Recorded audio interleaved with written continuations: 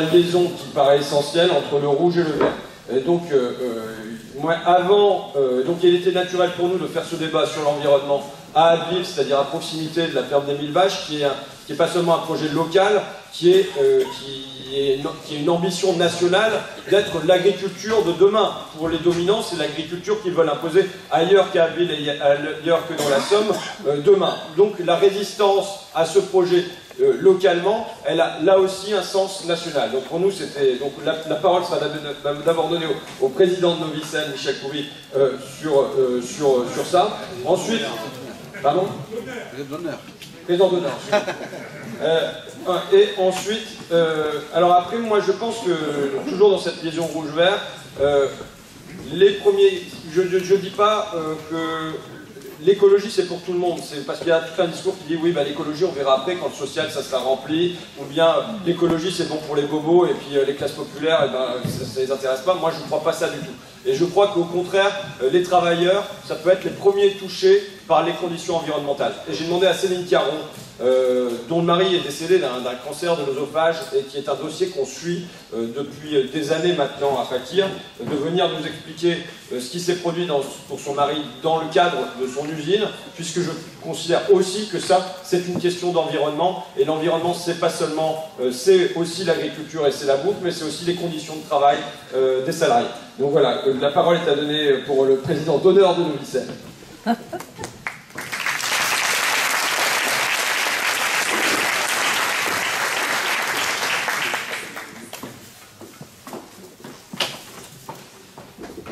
Merci François, bonsoir à tous. Donc je prendrai un peu la parole pour faire l'historie de Novicène. C'est quoi Novicène? Et après, pourquoi ce combat? Novicène, c'est une association qui était née en novembre 2011. Donc nos villages s'associent de leur environnement et le double jeu de mots, Novicène. Donc l'association est partie suite à un projet de faire une usine que tout le monde maintenant connaît, de 1000 vaches, sur le territoire de Gnez-Saint-Maclou et Druca.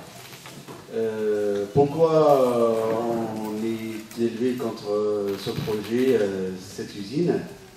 C'est parce que c'est pas comme ça a été dit, c'est pas pour défendre notre confort à Druca, les moments de Druca on l'a entendu. Donc 5 ans après, je pense qu'on a prouvé qu'on avait une vision sur l'agriculture et sur l'élevage en particulier qui est plus que local, ni national, même international, je dirais. Parce que aujourd'hui, quand on s'est fait contre ce projet, c'était un projet qui était proposé, il faut le dire les choses, par les élus. Ce n'était pas un projet qui est né comme ça, sans l'accord des élus. Et moi, je me souviens des premiers combats avec les amis de Novicène, quand on était interpellé les élus, le discours c'était le même, de droite comme de gauche. C'est un beau projet, faites-nous confiance. Donc, c'est bien pour le travail, c'est bien pour l'emploi, c'est bien pour la santé, pour tout le monde. Donc, et l'unanimité. Hein. Je ne dis pas toutes les partis politiques, mais vraiment la droite de gauche et la droite et la gauche gouvernementale étaient d'accord. Aujourd'hui, le temps nous a montré qu'on avait raison. Et je me félicite. Pourquoi on avait raison? Parce que je pense qu'il n'y a pas une semaine où il n'y a pas une émission sur les dégâts sur l'environnement.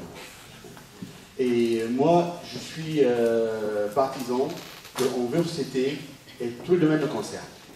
Moi, l'agriculture ne concerne pas que les agriculteurs. La santé ne concerne pas que les médecins. L'éducation ne concerne pas que les profs. Tout le monde doit être concerné. Et quand je me suis levé contre ce projet-là, je suis médecin de formation.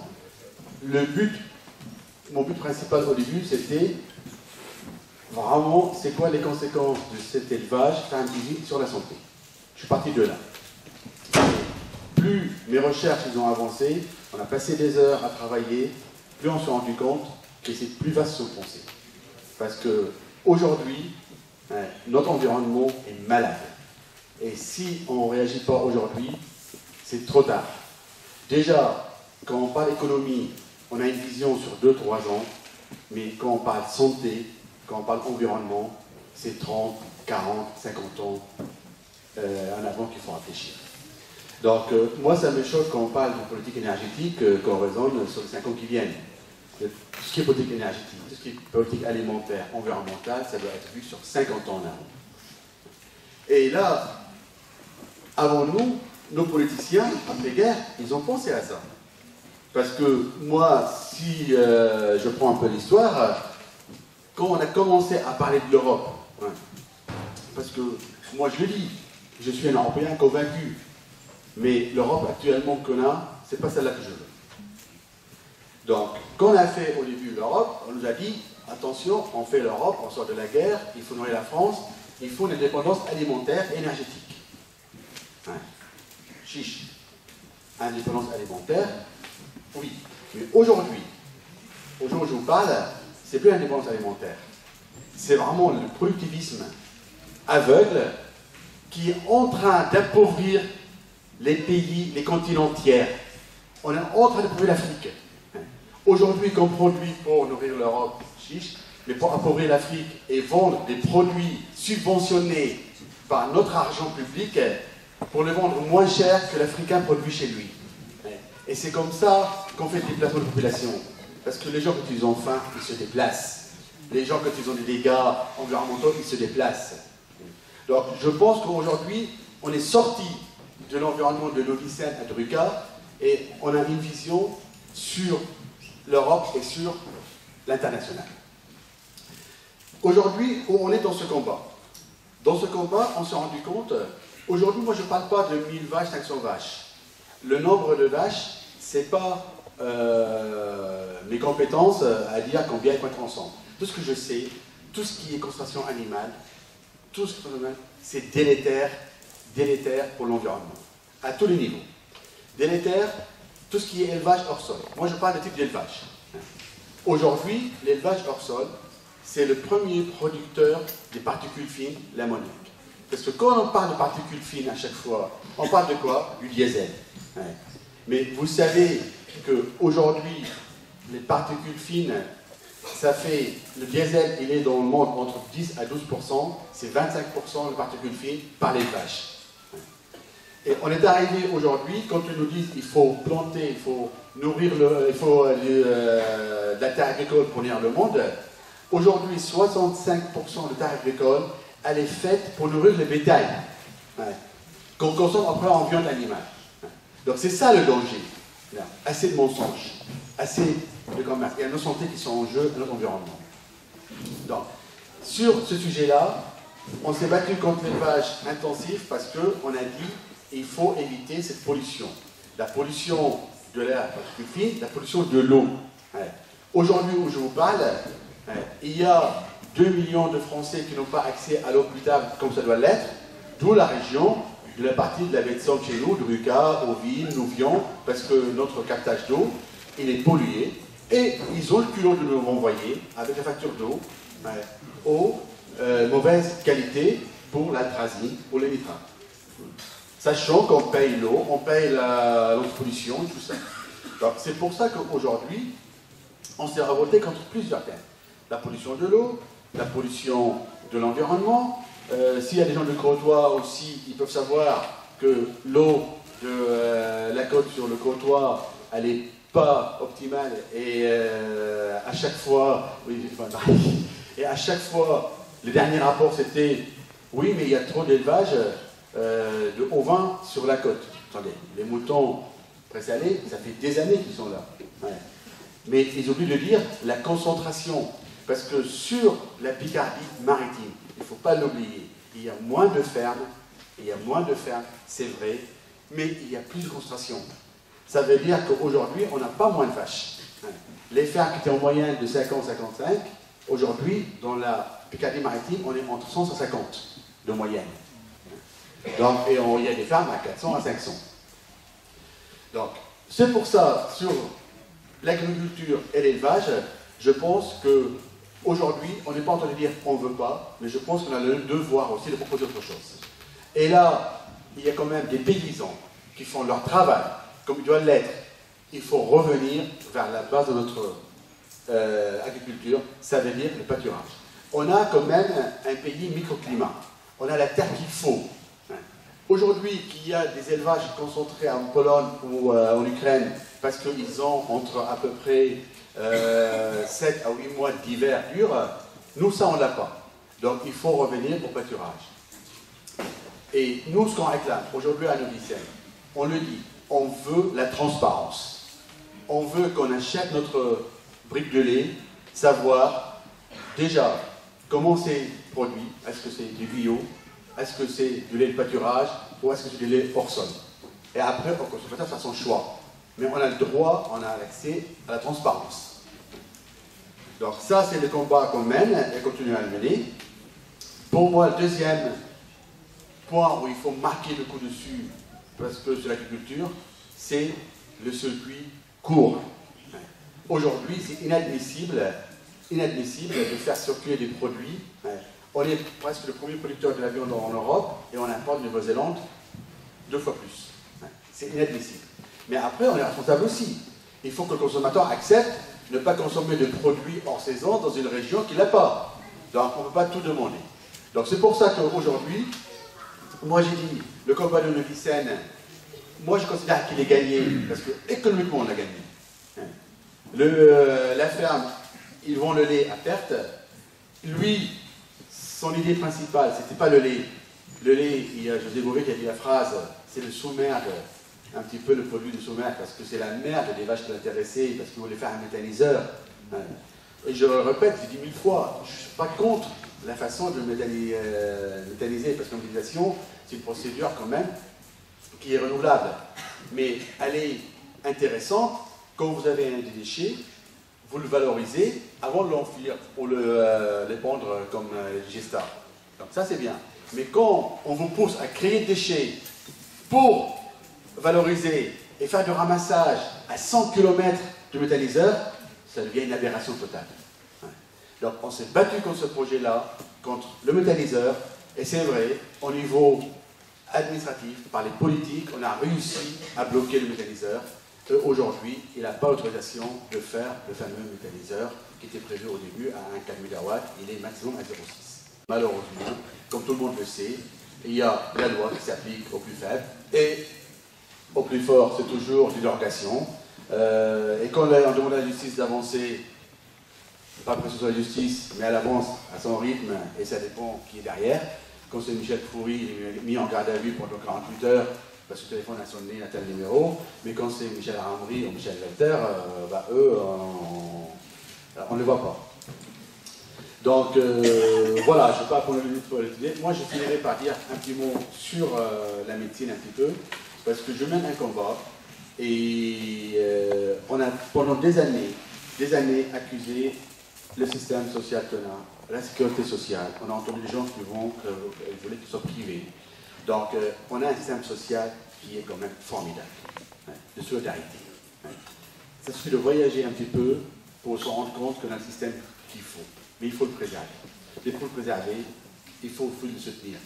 Et on ne peut pas continuer, parce qu'il y a un coût à un moment ou l'autre à dépenser. Aujourd'hui, il y a des études internationaux. Chaque euro dépensé dans la prévention, c'est 10 € économisés dans les conséquences, le traitement des conséquences. Donc au lieu de... C'est un ça que je vous parle. Finalement, je n'aurai pas de métier après, mais bon... Aujourd'hui, tout ce qu'on met sur la prévention, on économise sur le traitement des conséquences. On a avancé sur le traitement de tel cancer. Mais avant de dire comment traiter ce cancer-là, comment l'éviter? Et c'est le message que je vous dis aujourd'hui. Parce que notre santé dépend de notre alimentation et de notre environnement. Et l'environnement n'a pas de frontières. Donc la pollution environnementale n'a pas de frontières. Donc c'est aujourd'hui, tout le monde doit être responsable, tout le monde doit regarder ce qu'il mange, tout le monde doit regarder ce qu'il pollue, comment on peut éviter. Et ensemble, je pense qu'on peut changer les choses, c'est le changement de mentalité. Voilà.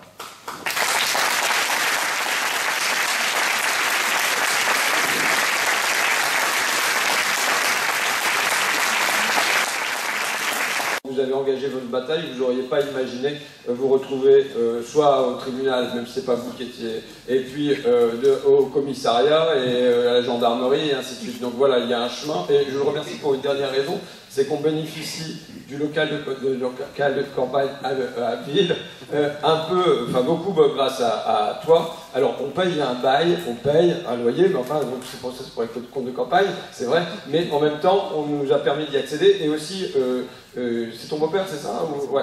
Et aussi il nous a dit que c'était, ton beau-père nous a dit que c'était pas par conviction politique, c'était parce qu'il fallait faire vivre la démocratie, mais aussi parce qu'il avait croisé Chantal Leblanc, qui était l'ancienne députée communiste d'Abbeville, et qu'il a gardé en mémoire cette femme qui était généreuse, même si ce n'était pas ses convictions à lui, mais que ça, donc parfois un sentiment d'intérêt général peut dépasser les convictions politiques antérieures. Ouais, donc voilà.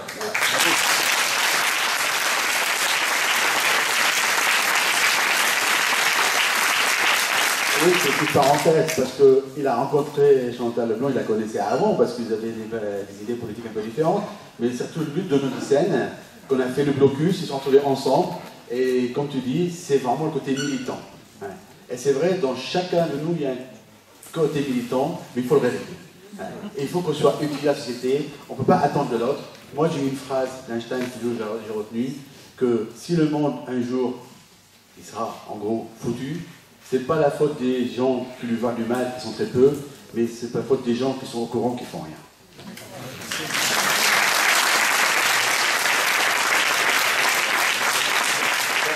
On va essayer de faire le ping-pong, mais moi je dis toujours mon adversaire c'est la finance, parce que le changement de discours c'est pas pour maintenant, mais mon principal adversaire c'est l'indifférence. Et la question que je me pose toujours quand je croise quelqu'un, mais même en porte-à-porte, c'est où est la brèche? Qu'est-ce qu'on va pouvoir réveiller? Où est-ce qu'on peut rentrer pour réveiller quelque chose?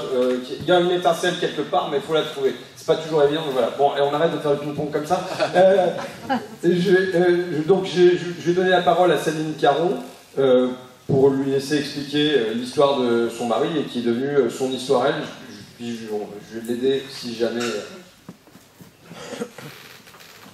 Bonsoir, donc je suis Céline Caron, la femme de David Caron, qui est décédé en 2013 suite d'un cancer de l'œsophage. Il travaillait dans une usine qui se nomme la WALF, sous-traitante pour Valeo. Et donc il était en exposition avec de l'amiante, osiris, silice, plomb et zinc. Donc voilà, et il travaillait sans protection adéquate, hein, puisqu'ils étaient munis que de masques PP10, c'est ça, hein. Donc voilà. Et malheureusement, il n'est plus parmi nous maintenant pour en parler, et je suis en procès avec la sécurité sociale pour le faire reconnaître en maladie professionnelle, mais pour le moment, ça n'a abouti à rien. Donc, moi, c'est David que j'avais eu, il était encore vivant, que j'avais eu au téléphone dans un premier temps, et donc qui me racontait son combat de son vivant pour se faire reconnaître en maladie professionnelle, pour pas laisser sa famille dans la merde, parce qu'il y a une espèce de double peine. Non seulement vous partez, mais en plus vous laissez Et donc c'est suite à ça que je suis en contact avec toi et que j'ai visité l'usine. Les salariés m'ont ouvert la porte de l'usine, il n'y a pas de syndicat dans l'usine. Mais bon, c'est vraiment, je veux dire, ces eaux-là, mais vraiment, c'est pas des... Et ça se voit qu'ils respirent des poussières à plein tube.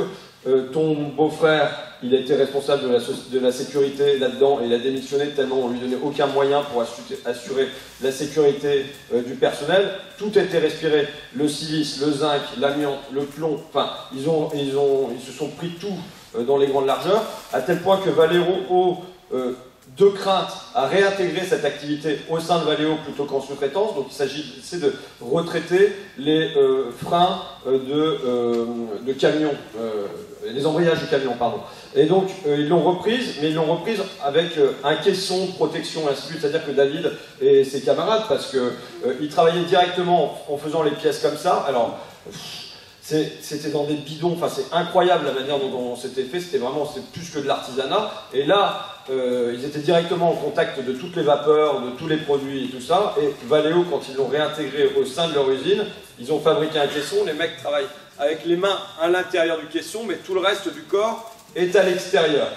Mais, alors c'est là où il y a la première injustice, c'est alors que l'usine a cramé, il n'y a pas eu d'enquête, il n'y a eu aucune enquête à l'intérieur de l'inspection du travail ou d'aucun autre service à l'intérieur de cette usine. Ça veut dire que de l'emploi dans le secteur public pour aller voir ce qui se passe dans les boîtes, ça peut se créer aussi, pour aller vérifier l'environnement dans lequel évoluent les salariés. Mais l'injustice suprême, c'est que la réponse qui est faite à Céline, c'est que le cancer de l'œsophage ne figure pas dans les tableaux de maladies professionnelles. Et la Sécu raisonne comme ça, ces tableaux, dans les tableaux ou pas dans les tableaux. Alors, c'est-à-dire qu'il y a toute une bataille. Alors moi, notre rôle, c'est quand on prend ça, c'est d'amener ce cas vers un autre monde, pour le mettre en lumière, mais aussi pour mettre en contact avec des spécialistes. Là, on a la meilleure avocate des maladies professionnelles, le meilleur cabinet Tessonnier, donc le meilleur cabinet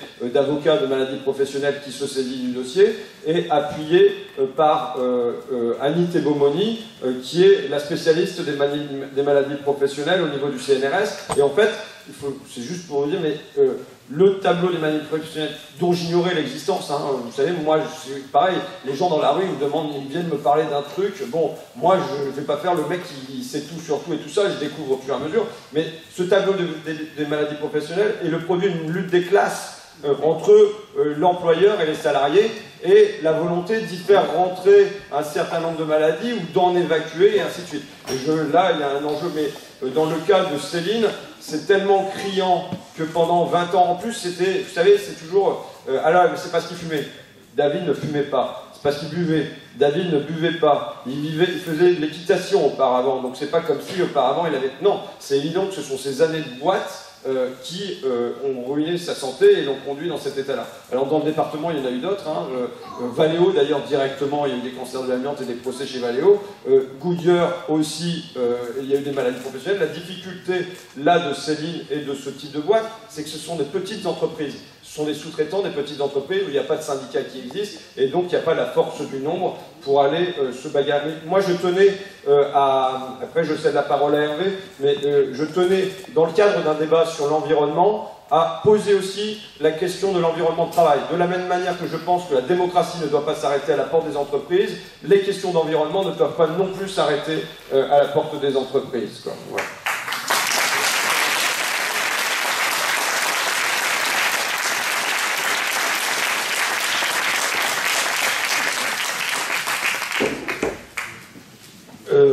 Bon, bah, apparemment c'est à moi de parler. Bonsoir à toutes et à tous.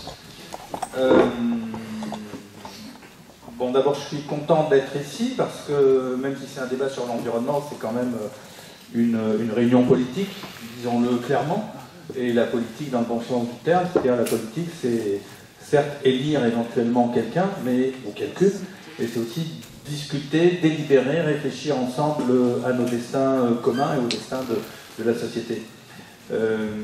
Juste ce mot pour dire que moi, quand François m'a proposé de venir ce soir, alors que d'habitude je n'interviens jamais ou très peu, enfin très rarement dans des instances qui sont directement politiques, enfin des réunions qui sont directement politiques, là je n'ai pas hésité une seconde parce que je suis totalement d'accord avec la démarche et que et je ne suis pas le seul dans ce pays à être absolument désireux qu'il y ait une union de l'écologie et de ce qu'on appelle la gauche, c'est-à-dire de ceux qui sont soucieux de justice sociale.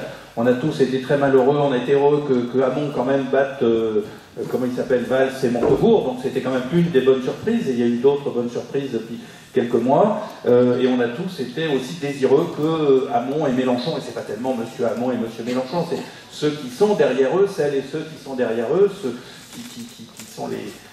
Et ben on aurait voulu qu'ils s'unissent. Bon, ça se fait pas. C'est pas dramatique, il y a des bonnes raisons de le faire et on ne va pas en discuter là ce soir, c'est pas le propos. Mais quand il y a des démarches comme celle de François qui a réussi à dire aux écolos, des Verts qui étaient là tout à l'heure, au parti de gauche, au parti communiste, ensemble, à des associations environnementalistes et peut-être à d'autres, d'être ensemble, de travailler pour être élus ou en tout cas porter une parole forte et faire comprendre à nos concitoyens qu'on peut voir l'avenir de manière autre. C'est très important et moi j'ai pas hésité à venir et j'espère vraiment que la démarche que François et puis toute son équipe et puis vous qui êtes ici, en fait si on est là c'est parce qu'on a un peu la même chose dans l'esprit, et que ça soit porteur et qu'on arrive à faire cette union face aux patrons, face aux employeurs de David Caron, face à ceux qui veulent faire une agriculture productiviste et qui ont oublié de dire, enfin, voilà, qui ont oublié de dire qu'il y a une question d'emploi aussi. C'est que la ferme usine d'Émile Vache, elle détruit des emplois et elle détruit de l'emploi agricole. Et dans l'agriculture, on va en dire un mot rapidement, il y a aussi, si on la conçoit autrement, la possibilité de créer plein d'emplois.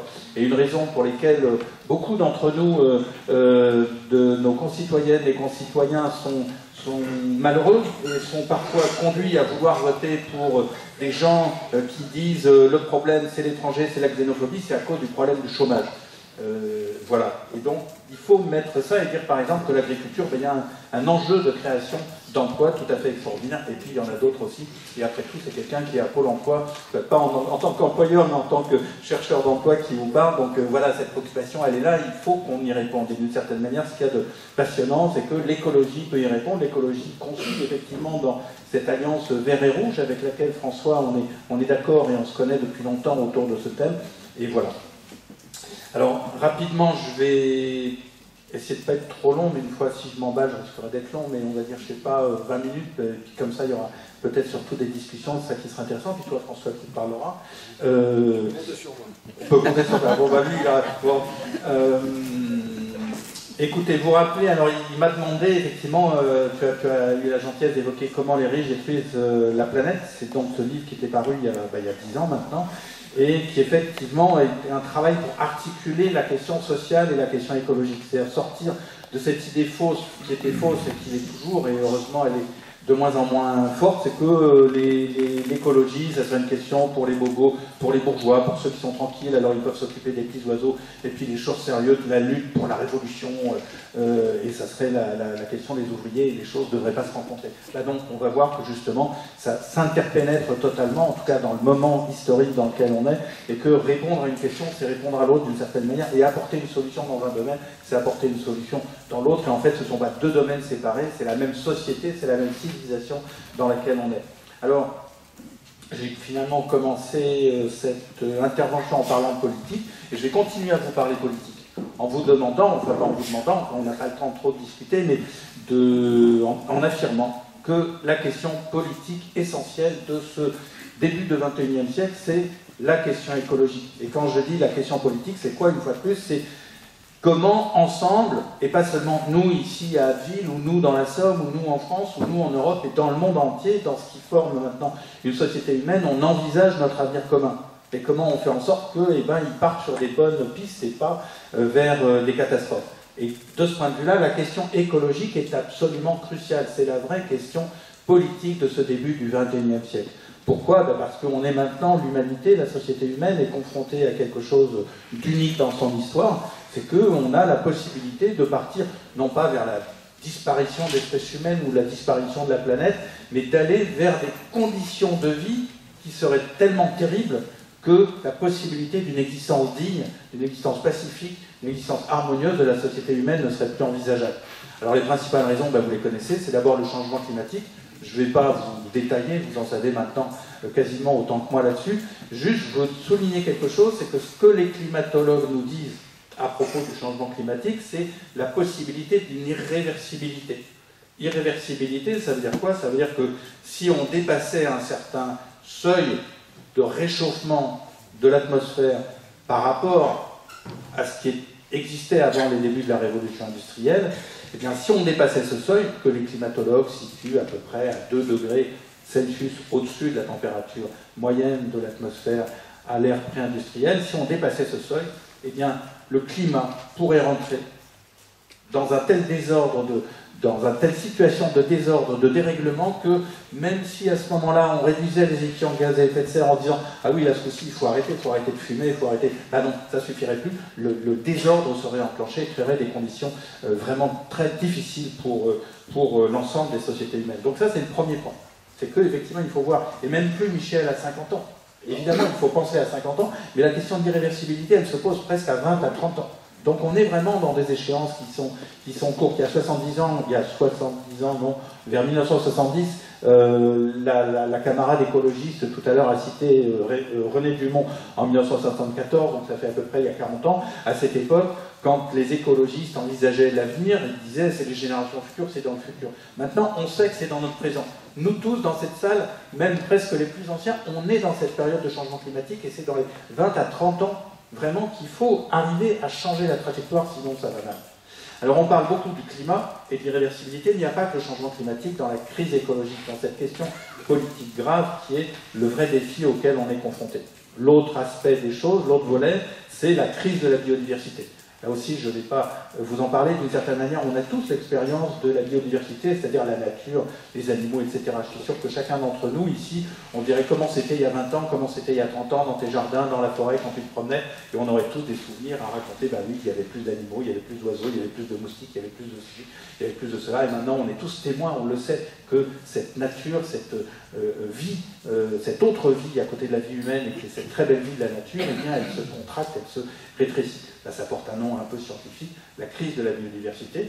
Et là aussi, les naturalistes nous disent quelque chose d'incroyable, c'est que nous vivons dans les décennies actuelles à une allure extrêmement rapide à l'échelle de la vie humaine. Nous vivons la 6e, nous vivrions, ils sont encore toujours très prudents, les scientifiques, et soyons-le avec eux, mais ils sont quand même très affirmatifs, nous vivrions la 6e crise d'extinction des espèces. La 5e, je vous rappelle, c'était il y a 65 millions d'années, le moment qui a vu disparaître les dinosaures. Donc là, on en est là. Et qu'est-ce qui joue sur la biodiversité? On peut le voir dans tous les éléments globaux, on peut penser à la forêt amazonienne, mais c'est aussi qu'est-ce qu'on fait de nos pays. Qu'est-ce qu'on fait si on fait l'agriculture productiviste dont parlait Michel? Ça veut dire qu'on va avoir des grands champs, enfin dans la Somme évidemment on le sait, mais ces étendues énormes de 500, de 1000 hectares vides, sans un arbre, sans bocage, sans haie, c'est ça qui détruit la biodiversité. Et au passage, on l'a vu rapidement, ça détruit les hommes, ça détruit les emplois, ça pollue l'eau, etc. Et puis justement, troisième volet de cette crise écologique, eh bien c'est une pollution généralisée. Tu as cité la question de l'eau, on va pas, enfin voilà, c'était très bien dit. On pourrait parler de la pollution chimique, et pas seulement, même si c'est super important dans les usines, mais aussi que maintenant, c'est presque dans la vie quotidienne. Vous avez vu cette étude qui vient de paraître et qui montre qu'il y a des dizaines de produits d'entretien ménager à la maison qui ont un effet sur la santé, parce que ce sont des pollutions graves, et on peut avoir maintenant dans sa propre maison, quand on fait la vaisselle, quand on veut faire en sorte que le lavabo et l'évier soient bien récurés, allez, je mets du monsieur propre, etc., et bien avec tout ce qu'on peut respirer en voulant nettoyer sa maison, et bien on peut avoir des problèmes de santé parce que c'est une pollution importante. Et ça, voilà, on pourrait citer les écosystèmes. Moi, il y a quelque chose sur lequel j'insiste beaucoup, qui me frappe beaucoup plus exactement, c'est les océans. Alors qu'on se dise, oui, il y a de la pollution dans la rivière, il y a de la pollution ici et là, d'accord, dans les villes, mais les océans, on disait, c'est tellement grand, c'est tellement immense que ça absorbera tout, quoi. Et l'océan, c'est le plus grand écosystème de la planète. Vous regardez la planisphère, la boucle de la planisphère, la map monde, vous la tournez d'une certaine manière, il y a toute la planisphère qui est occupée par l'océan, tellement c'est grand, quand on regarde du côté du Pacifique. Et bien même maintenant, l'océan, ce plus grand écosystème du monde, il commence à être pollué. Il est pollué, les coraux blanchissent, la pêche se rétrécit, il y a maintenant autant de déchets dans l'océan, peut-être que de masse, de biomasse, et voilà, il est aussi soumis. Bon, l'océan, il est aussi, même le plus grand écosystème, est soumis, sujet à une pollution extraordinaire. Alors tout ça, je voulais le rappeler quand même, puisqu'après tout, François, on a placé cette réunion ce soir, cette discussion sur le plan de l'environnement. Après tout, c'est bien de se le rappeler, pour savoir quels sont les vrais enjeux de l'époque. Mais en fait, vous le savez, je ne vous ai pas pour l'instant appris grand-chose. Et la question, c'est, tout le monde le sait, il n'y a pas que nous ici qui le savons. Mais même M. Ramery le savait, même M. Vincent Payon, l'ex-député européen, qu'on aimait bien, si on se rappelle des livres de François, même les députés, même M. Arnaud, je suis sûr qu'il a lu ça dans les Échos ou dans le Financial Times, il sait bien qu'il y a ça. Et pourtant, ça ne bouge pas, ça ne change pas, ça continue comme avant. Alors pourquoi? Parce que ce n'est pas une question de nature, c'est vraiment une question de société, c'est parce qu'on est dans un système de rapports sociaux qui bloquent les évolutions nécessaires de la société. Les évolutions nécessaires, c'est évidemment de changer cette agriculture productiviste, de faire attention à la nature, d'arrêter de chercher à limiter les émissions de gaz à effet de serre, et pourtant on ne le fait pas. Alors, qu'est-ce qu'il se passe? Comment ça s'explique? Je vais aller très vite. Il s'est passé notamment depuis une trentaine d'années, un peu plus, autour de 1980, on peut vraiment le dater, parce qu'en 1980 arrive En Angleterre, Margaret Thatcher au pouvoir, et aux États-Unis, Ronald Reagan, une espèce de Donald Trump. Et qu'est-ce qu'ils ont commencé à faire, ces messieurs et madame Thatcher et Reagan, à engager une politique néolibérale de dérégulation systématique. Pour aller très vite, avant, il y avait eu, après la Deuxième Guerre mondiale, un État-providence, un État qui intervenait. Certes, c'était le capitalisme, il y avait des rapports sociaux très durs. Hein, c'était, je pense que du moment de la députée communiste dont on parlait à cette époque, ça chauffait dur avec le patronat, etc. Mais voilà, il y avait un équilibre des rapports sociaux qui faisait qu'il y avait un État qui jouait son rôle et il y avait des inégalités qui étaient fortes, mais en gros, elles étaient stabilisées. Qu'est-ce qui s'est passé à partir de la politique néolibérale engagée en 1980 ? Dérégulation des marchés financiers, vous le savez, délocalisation pour jouer sur la compétitivité des salaires, c'est-à-dire le dumping social. Là, je crois qu'en Picardie, comme dans d'autres régions du Nord, vous le connaissez très bien, nous le connaissons très bien, c'est-à-dire l'exil, l'expatriation des usines pour faire du bénéfice encore plus, et donc le chômage, et puis un changement de la fiscalité pour que, en gros, les riches payent de moins en moins. Et ça a vraiment été engagé. Les premières mesures quasiment que prend Ronald Reagan dans la première année de son mandat, à cette époque, c'est de réduire la fiscalité sur les riches.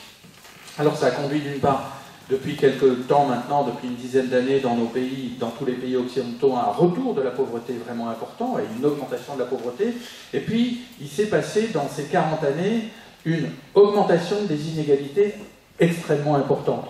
Alors, il y a plein de sites, il y a plein de données maintenant qui le montrent, mais moi j'aime bien l'illustrer par une courbe qui a été faite par deux économistes qui s'appellent Friedman et Sachs. Alors c'est pas, pour ceux qui ont fait de l'économie, c'est pas le Milton Friedman de l'école de Chicago, un affreux néolibéral, lui c'est un autre Friedman. Et donc Friedman et Sachs, ils ont essayé d'illustrer les rapports d'inégalité en analysant un rapport. Le rapport entre ce que gagnaient aux États-Unis les patrons des 20 plus grandes sociétés et puis le salaire moyen des travailleurs aux États-Unis. Donc c'est un indicateur comme un autre de l'inégalité. Et ce qui était très intéressant, c'est qu'ils ont regardé l'évolution dans le temps de ce rapport d'inégalité.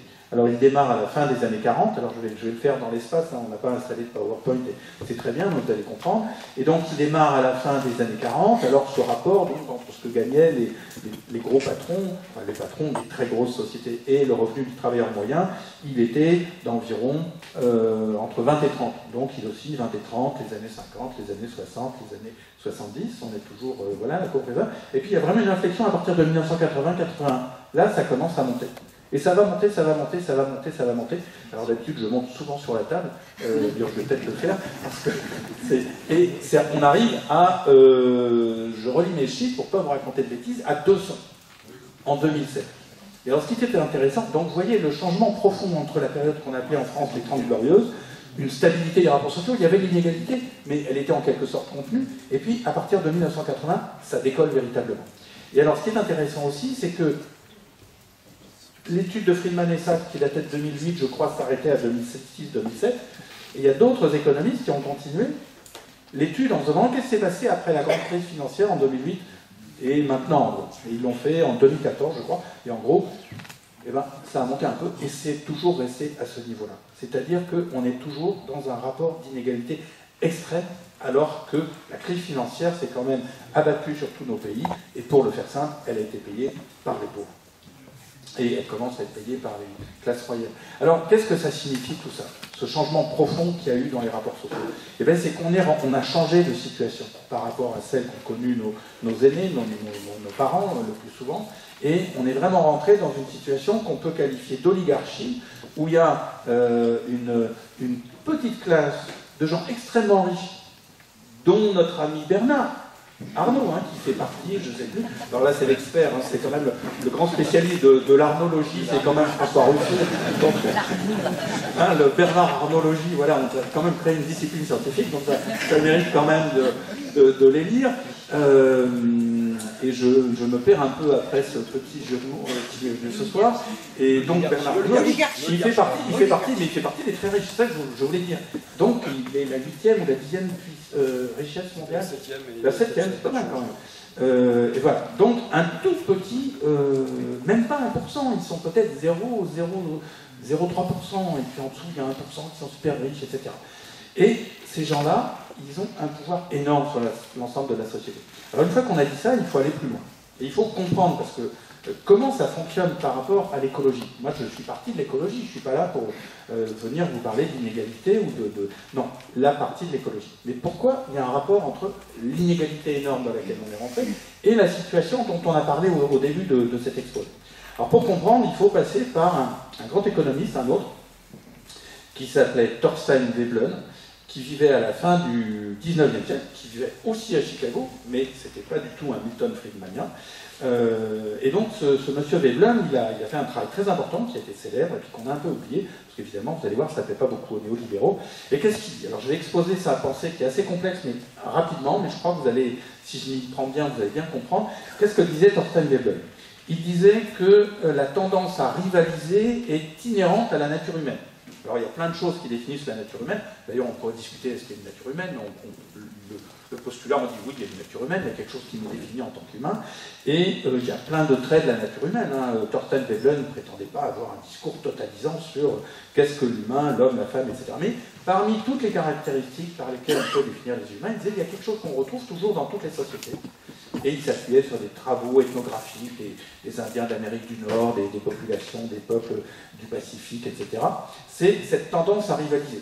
Pas à se combattre, c'est pas forcément à se taper sur la figure, mais à marquer par un petit signe extérieur qu'on est un petit peu mieux que son voisin. Par exemple, il s'appuyait sur l'exemple de peuples indiens du nord-ouest des États-Unis qui ont été très bien étudiés. Eh bien, vous aviez plus de plumes. Quand on se retrouvait, j'ai plus de plumes que toi, Michel, donc là, c'est quand même un peu mieux. Céline, elle a plus de plumes encore que nous deux, donc vraiment, elle est forte. Du coup, on ne se bat pas, mais enfin, voilà, il y a cette tendance à rivaliser. Et puis, qu'est-ce qui se passe dans les sociétés hiérarchiques ou inégales? Et la majorité des sociétés sont avec des niveaux sociaux différents. Ben, c'est que chacun à son niveau, on va... Pour trouver les petits signes extérieurs par lesquels on peut manifester sa supériorité par rapport à nos voisins, sa supériorité symbolique, eh ben on va imiter ceux qui sont au-dessus dans la catégorie sociale, la couche sociale qui sont au-dessus de nous. Alors donc, tiens, ils portent ceci, on va imiter. Et puis ceux qui sont au-dessus, ils font pareil. Ils sont eux aussi en proie à cette rivalité ostentatoire, c'est le terme de Veblen, et ils vont imiter ceux qui sont dans la couche sociale qui sont au-dessus, etc., etc., etc. Et donc tout le monde se retrouve un peu à imiter de bas en haut ou de haut en bas ceux qui sont tout en haut. Bernard Arnault. Et eux aussi tout en haut. Ils sont pareils. Ils sont à fond dans la rivalité ostentatoire. Bernard Arnault, je parle sous contrôle de notre arnaudologue, quand il fait un mariage pour sa fille, il faut que ce soit dans un château énorme dans le Bordelais, il faut que sa fille ait une robe de dentelle qui court jusqu'à 5 mètres de long, il faut qu'il... 60, voilà. 60. Il faut qu'il y ait vraiment... Il faut être précis, il faut être précis. On a un expert avec nous. Et quand il y a son copain François Pinault, par exemple, il faut que Bernard Arnault montre à François Pinault que vraiment, Pinault, t'es pas bien du tout, moi je suis plus fort que toi. Si vous avez des yachts, par exemple, vous devez avoir un yacht qui mesure 120 mètres de long. Pourquoi? Parce que votre collègue, Céline, elle a un yacht de 110 mètres de long. Ça va pas du tout, moi je suis plus fort que Céline, j'ai un yacht de 120 mètres de long, etc. Si vous avez une montre, la montre, la Rolex à 50 000 €, ça va pas du tout. Tout le monde maintenant a une Patek. Vous avez une Patek à 70 000 €, etc. Ils sont en proie à la rivalité ostentatoire. Et donc, qu'est-ce que ça signifie maintenant? Si on met tous les petits morceaux de la discussion qu'on a mis ce soir, on a une très grande inégalité qu'on n'a pas vue depuis plus d'un siècle, nous dit un autre économiste, Thomas Piketty, qui a très bien documenté ça. On a une énorme inégalité. En plus, c'est une inégalité à l'échelle mondiale. Parce que quand on était à l'époque de Thorstein Veblen, à la fin du 19e siècle, il parlait de la société des États-Unis qui était relativement close. La société européenne, elle fonctionnait pareil, mais elle était relativement close. Puis les Chinois, les Turcs, les Boliviens, on ne sait pas trop ce qu'ils faisaient parce que les sociétés à l'époque ne se connaissaient pas. Maintenant, quand il y a Bernard Arnault, quand il y a Jeff Bezos d'Amazon, quand il y a Bill Gates, etc., ils sont connus sur la terre entière. Parce que maintenant, la Chine, l'Inde, l'Amérique latine, l'Afrique, ils sont rentrés dans notre société. On participe de la même société. Et donc, quand il y a des gens extrêmement riches, parce que il faut aussi se rappeler, nous sommes dans l'époque la plus riche matériellement de l'époque de l'humanité, que vous avez une inégalité extrêmement grande, ça veut dire que tout le système de la rivalité ostentatoire va se jouer à l'échelle mondiale. Et donc ces gens qui sont très très riches, qui manifestent une surconsommation, un gaspillage, avec leurs montres Patek, avec leurs robes de 60 mètres de long, avec leurs yachts qui font 120 mètres, etc., eh bien, ils vont pousser tout le monde à la surconsommation. Alors, ça ne veut pas dire que vous et moi, dans cette salle, on va avoir une Patek. Non, je suis désolé de vous dire que vraisemblablement, nous n'en aurons pas, mais on est tous attirés par ça, par ce système qu'a décrit Desbrel, de haut en bas, où on cherche à imiter, où on rentre et dans cette logique de surconsommation. Alors donc, si on se dit maintenant, parce qu'on veut boucler, comment est-ce qu'on va éviter l'aggravation de la crise écologique qui est le problème politique premier de notre époque? Eh bien, ça passe par la réduction des inégalités et par le changement, le bousculement de cette oligarchie qui détruit dans son aveuglement le monde actuel. Évidemment, par les mécanismes directs de pouvoir de l'oligarchie, la possession des médias, le pouvoir politique qui est totalement imbriqué avec le pouvoir économique. Voilà. Mais aussi indirectement en changeant ce modèle culturel de surconsommation énorme qui est propagé par ceux qui sont au sommet. Alors donc, et là je vais aller très vite, j'espère que je n'ai pas été trop long. Grosso modo, si on veut réduire la crise écologique mondiale, si on veut éviter de l'aggraver, et voire même commencer à la résoudre, eh bien il faut globalement réduire la consommation matérielle et la consommation énergétique. Et d'abord dans les pays riches, on va d'abord s'occuper, on est en France, on n'a pas de leçons à donner aux Chinois, aux Africains ou à je ne sais pas qui, c'est déjà en France, en Europe, dans les pays riches qu'on doit changer. Et on doit changer la consommation matérielle et la consommation énergétique. Alors comment on va faire? D'abord, on ne va pas demander aux plus pauvres, à ceux qui sont de plus en plus appauvris. Vous savez, on peut en discuter, mais il y a en gros 15 à 16% de personnes qui sont qualifiées statistiquement de pauvreté, qui sont vraiment dans la mouise. On ne va même peut-être pas demander à ceux qui sont 30% de précarité, en gros. Et puis on ne va pas seulement demander à Bernard Arnault, à François Pinault, à tous leurs copains, même ça on va les réduire, mais malgré tout ils ne sont pas assez nombreux pour que leur empreinte écologique soit globalement très forte. Donc le gros, pour faire cette baisse de la consommation matérielle et énergétique, eh ben, on va la demander à la classe moyenne, aux classes moyennes, en gros, à 60% des populations dans nos pays, dont sans doute peut-être pas mal de gens dans cette salle, en tout cas moi je suis dedans. Et comment on va faire?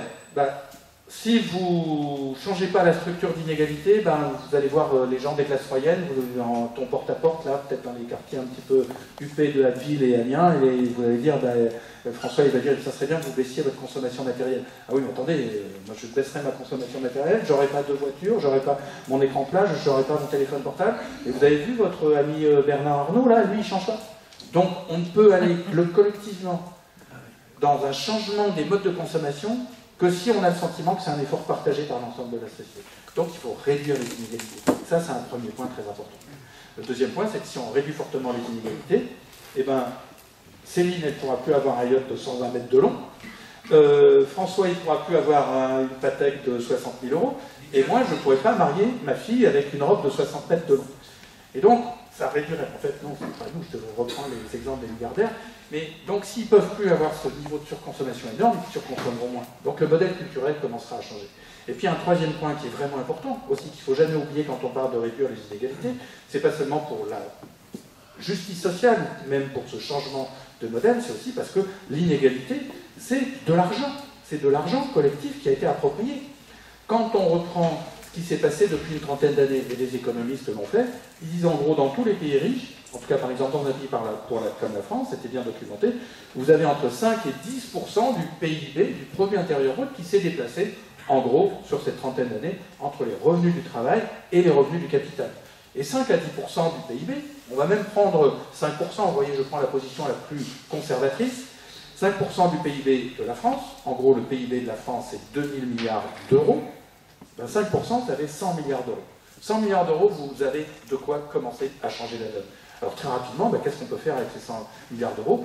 Déjà, on va se dire, ceux qui sont vraiment dans la mouise, les 15%, on les sort d'une manière ou d'une autre. Alors moi, je ne sais pas, est-ce que c'est le RSA, est-ce que c'est le RSI, est-ce que c'est le revenu universel, est-ce que c'est des allocations? Moi, je ne sais pas. Mais en tout cas, on se met comme priorité de sortir ces gens de la merde. Ça, c'est...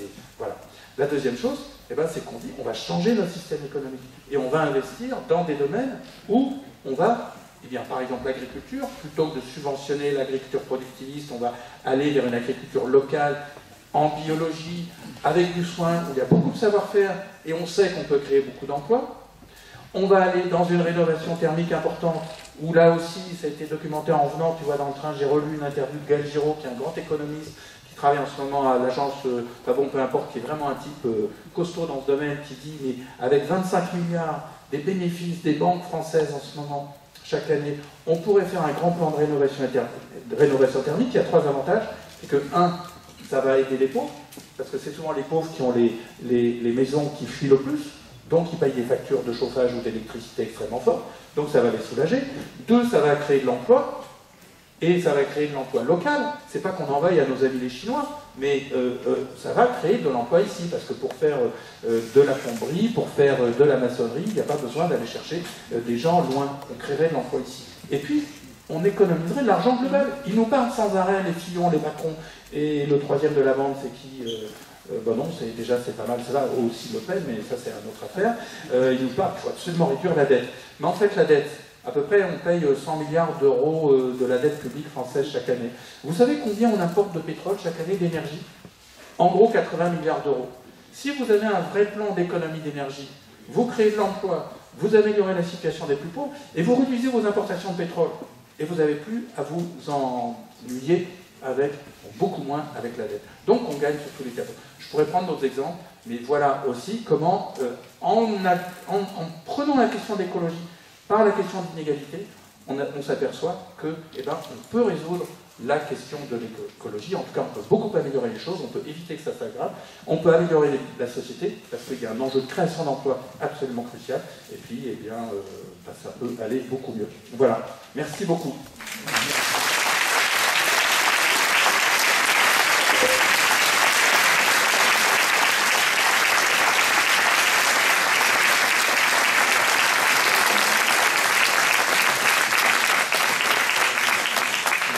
Je vais dire d'abord tout ce que je vois à RVCAM, parce que ce bouquin, Comment les riches détruisent la planète, a vraiment été un livre important. Je vais l'illustrer, mais il y a une maxime à l'intérieur de ce livre qui me paraît résumer une orientation. Elle est simple: consommer moins, répartir mieux.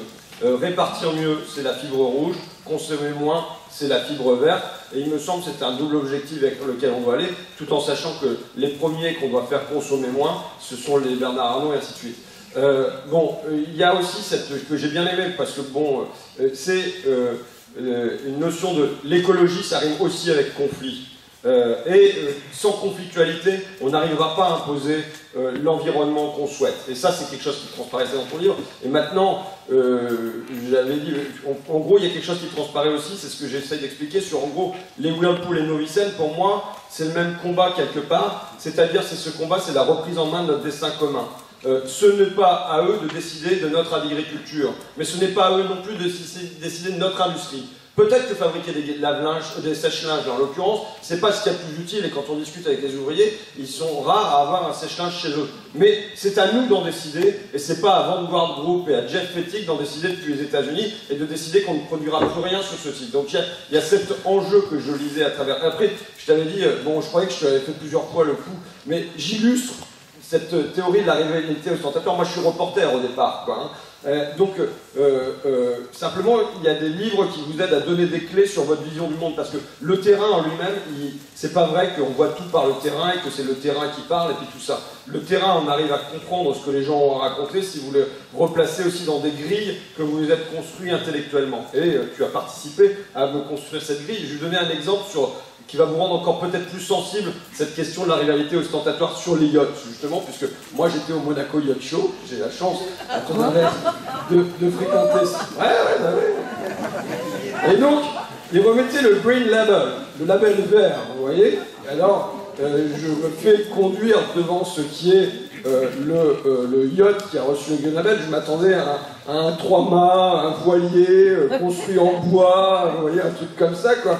Je me retrouve face à un paquebot avec 3 ponts noirs mastoc. Et je dis, donc voilà, j'étais quand même surpris. Je dis, mais pourquoi il a eu le Green Label? En fait, quand on va aux toilettes, c'est pas rejeté dans la mer, il y a un système pour... Je dis, mais ça consomme combien? 800 litres de l'heure. Bon, et voilà, ce qu'il recevait, et donc le yacht de Bernard Arnault, il avait un yacht de 60 mètres qui s'appelle l'Amadeus. Il a envisagé un moment de se construire un yacht de 100 mètres, donc ça c'est pour l'oligarchie.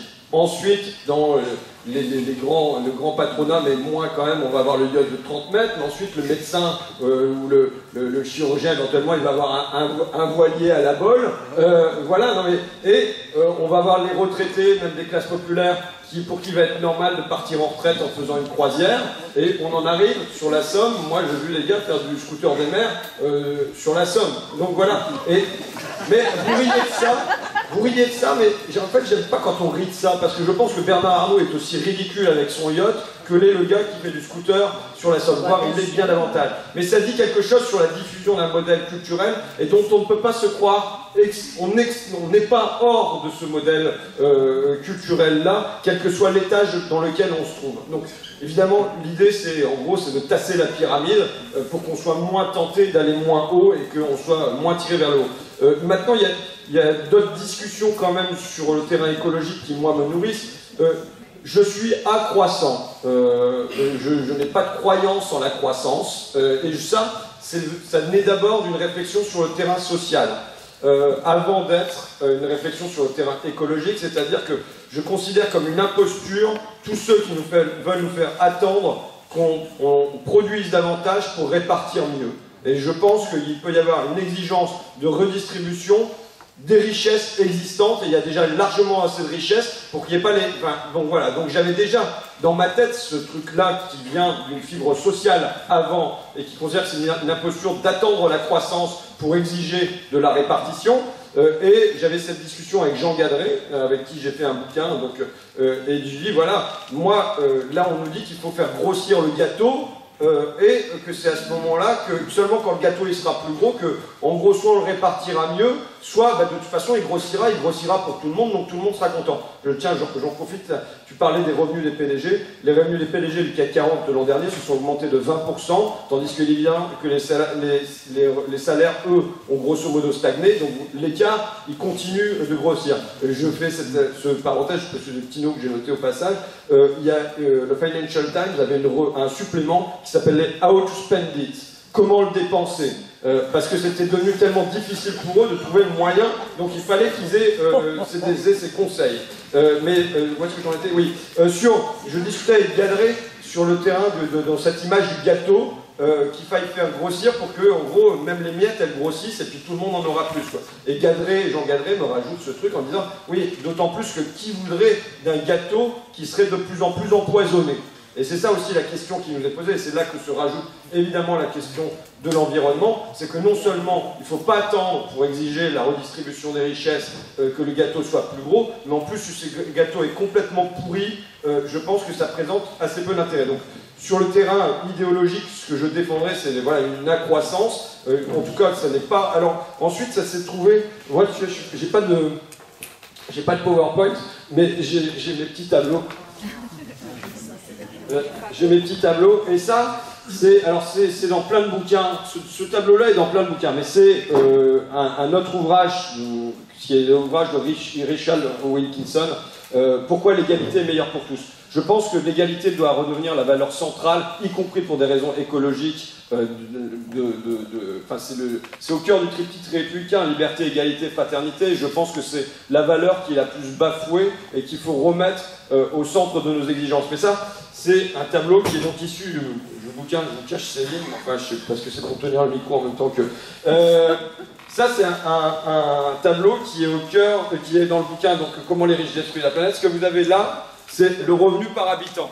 Ce que vous avez là, c'est le niveau de développement. Là, en l'occurrence, c'est l'espérance de vie. Mais on aurait pu mettre d'autres indices de bien-être, d'accord? Et ce qu'on voit très nettement, c'est que dans les premiers temps, quand le revenu augmente, ça fait augmenter l'espérance de vie. Donc on ne peut pas dire qu'il n'y a pas de lien entre la croissance au premier stade du développement et l'amélioration des conditions de vie des habitants. Il serait souhaitable pour l'Afghanistan, le Lesotho et le Botswana qu'il y ait davantage de PIB par tête.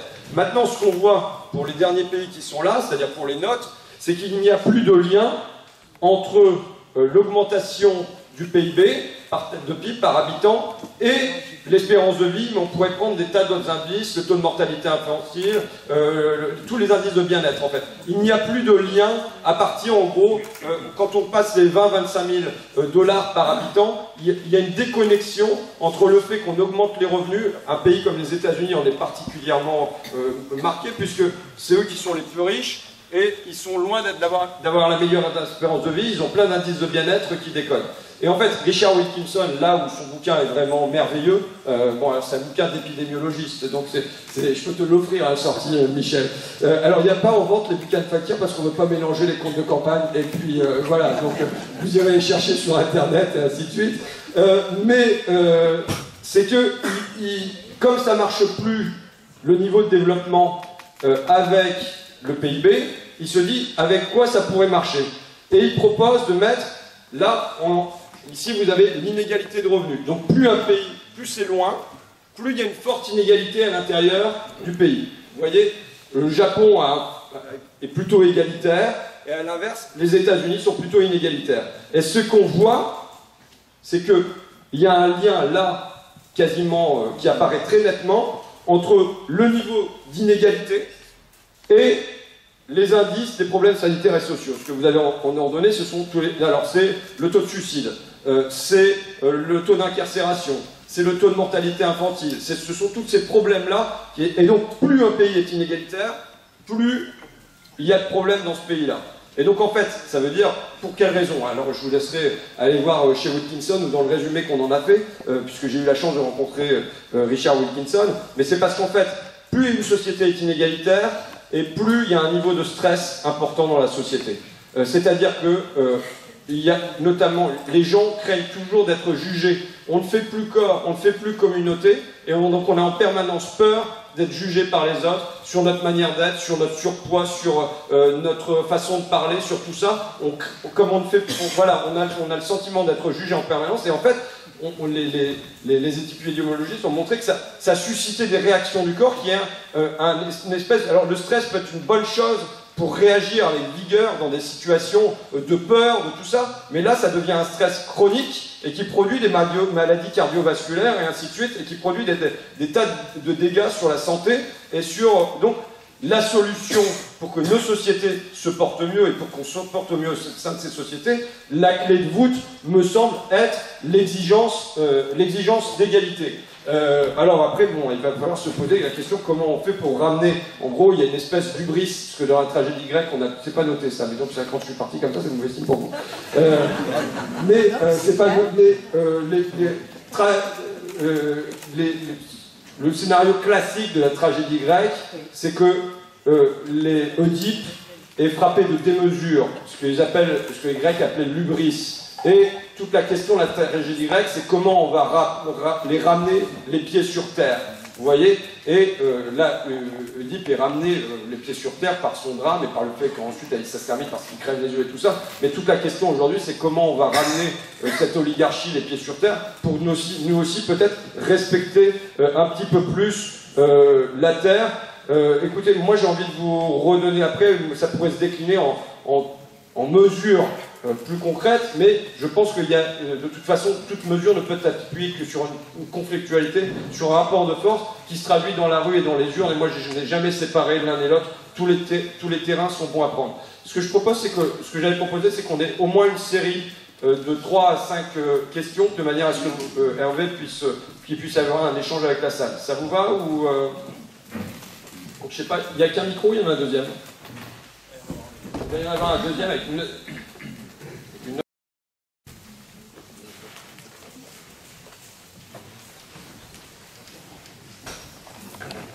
Parlons d'argent.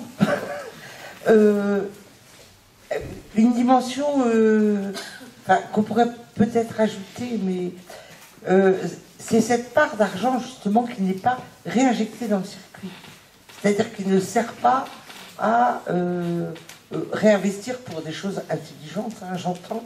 C'est-à-dire tout ce côté de la bulle financière et d'argent qui vraiment, alors non seulement ne sert qu'une oligarchie, mais même dans le système de l'argent comme monnaie d'échange qui qui pourrait faire société aussi. Là, je pense que, enfin, on n'en a pas parlé, mais je pense qu'il y aurait aussi à dire. Et puis, l'autre vaste question, là, dans le, comment dire, pour le changement, c'est comment arriver à convaincre des gens qui tiennent à leur boulot et qui pourtant, François Ruffin me disait tout à l'heure avec les sèche-linges, mais qui pour autant font quelque chose qui n'est peut-être pas écologiquement très correct ou qui ne respecte pas tout à fait... bon voilà, comment culturellement accompagner ce changement? C'est-à-dire, là c'est la croissance, mais aussi quelle production, quoi. Finalement, quelle production. Donc on en a un peu parlé pour les vaches, mais je veux dire, ça vaut quand même pour tout. Et là, je me dis qu'il y a quand même une sorte de révolution intellectuelle quand même à accompagner, quoi.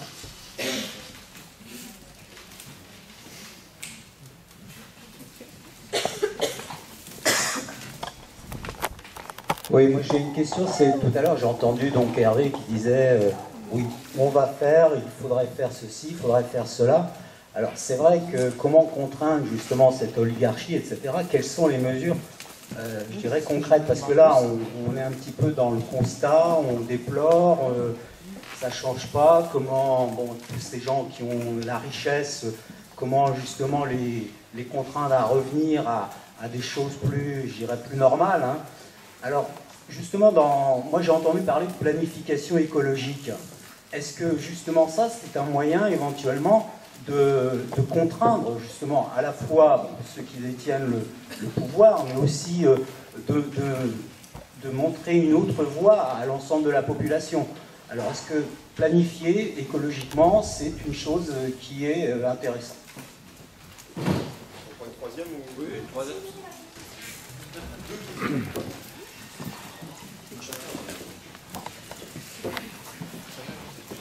Oui, moi j'avais juste une question. Je crois qu'on est plein en nous-mêmes de contradictions. Je me souviens très bien de ma première truc qui m'est arrivé à la figure, c'est la première manifestation de Novicène devant le salon agricole à Abbeville. Et forcément, quand ça arrive près de chez nous, ou à sa porte, on est bien obligé de résoudre nos contradictions. Et il y a une contradiction, je voudrais l'avis des uns et des autres. Je pense qu'on ne peut pas être à la fois pour les véhicules électriques et l'industrie nucléaire. Parce que justement, les deux vont ensemble. Et là, on est aussi devant nos contradictions de transport, de choses. Et moi, je les résous d'une façon, et c'est que tout ce qu'on appelle le slow, c'est-à-dire que si on va moins vite, ben, on a moins besoin de voitures, pour simplifier. Voilà. Moi, c'est pour faire du lien avec la ville d'Abbeville et avec la situation des habitants, parce qu'on vit à Abbeville pour certains. On a rencontré avec François la semaine dernière pas mal d'habitants du quartier du Soleil Levant, qui est un quartier prioritaire, qui fait partie des 10% des quartiers de France les plus pauvres. Et il y avait le témoignage d'un salarié qui avait un CDI, c'est le seul qu'on ait rencontré qui était salarié. Lui, par exemple, pour témoigner de l'augmentation et de l'aggravation des inégalités, il nous a dit qu'il avait été augmenté 1 centime d'euro de l'heure par sa boîte. Voilà. Et la problématique de tous les gens qu'on a rencontrés, c'était ils n'ont pas de travail parce qu'ils n'ont pas de voiture.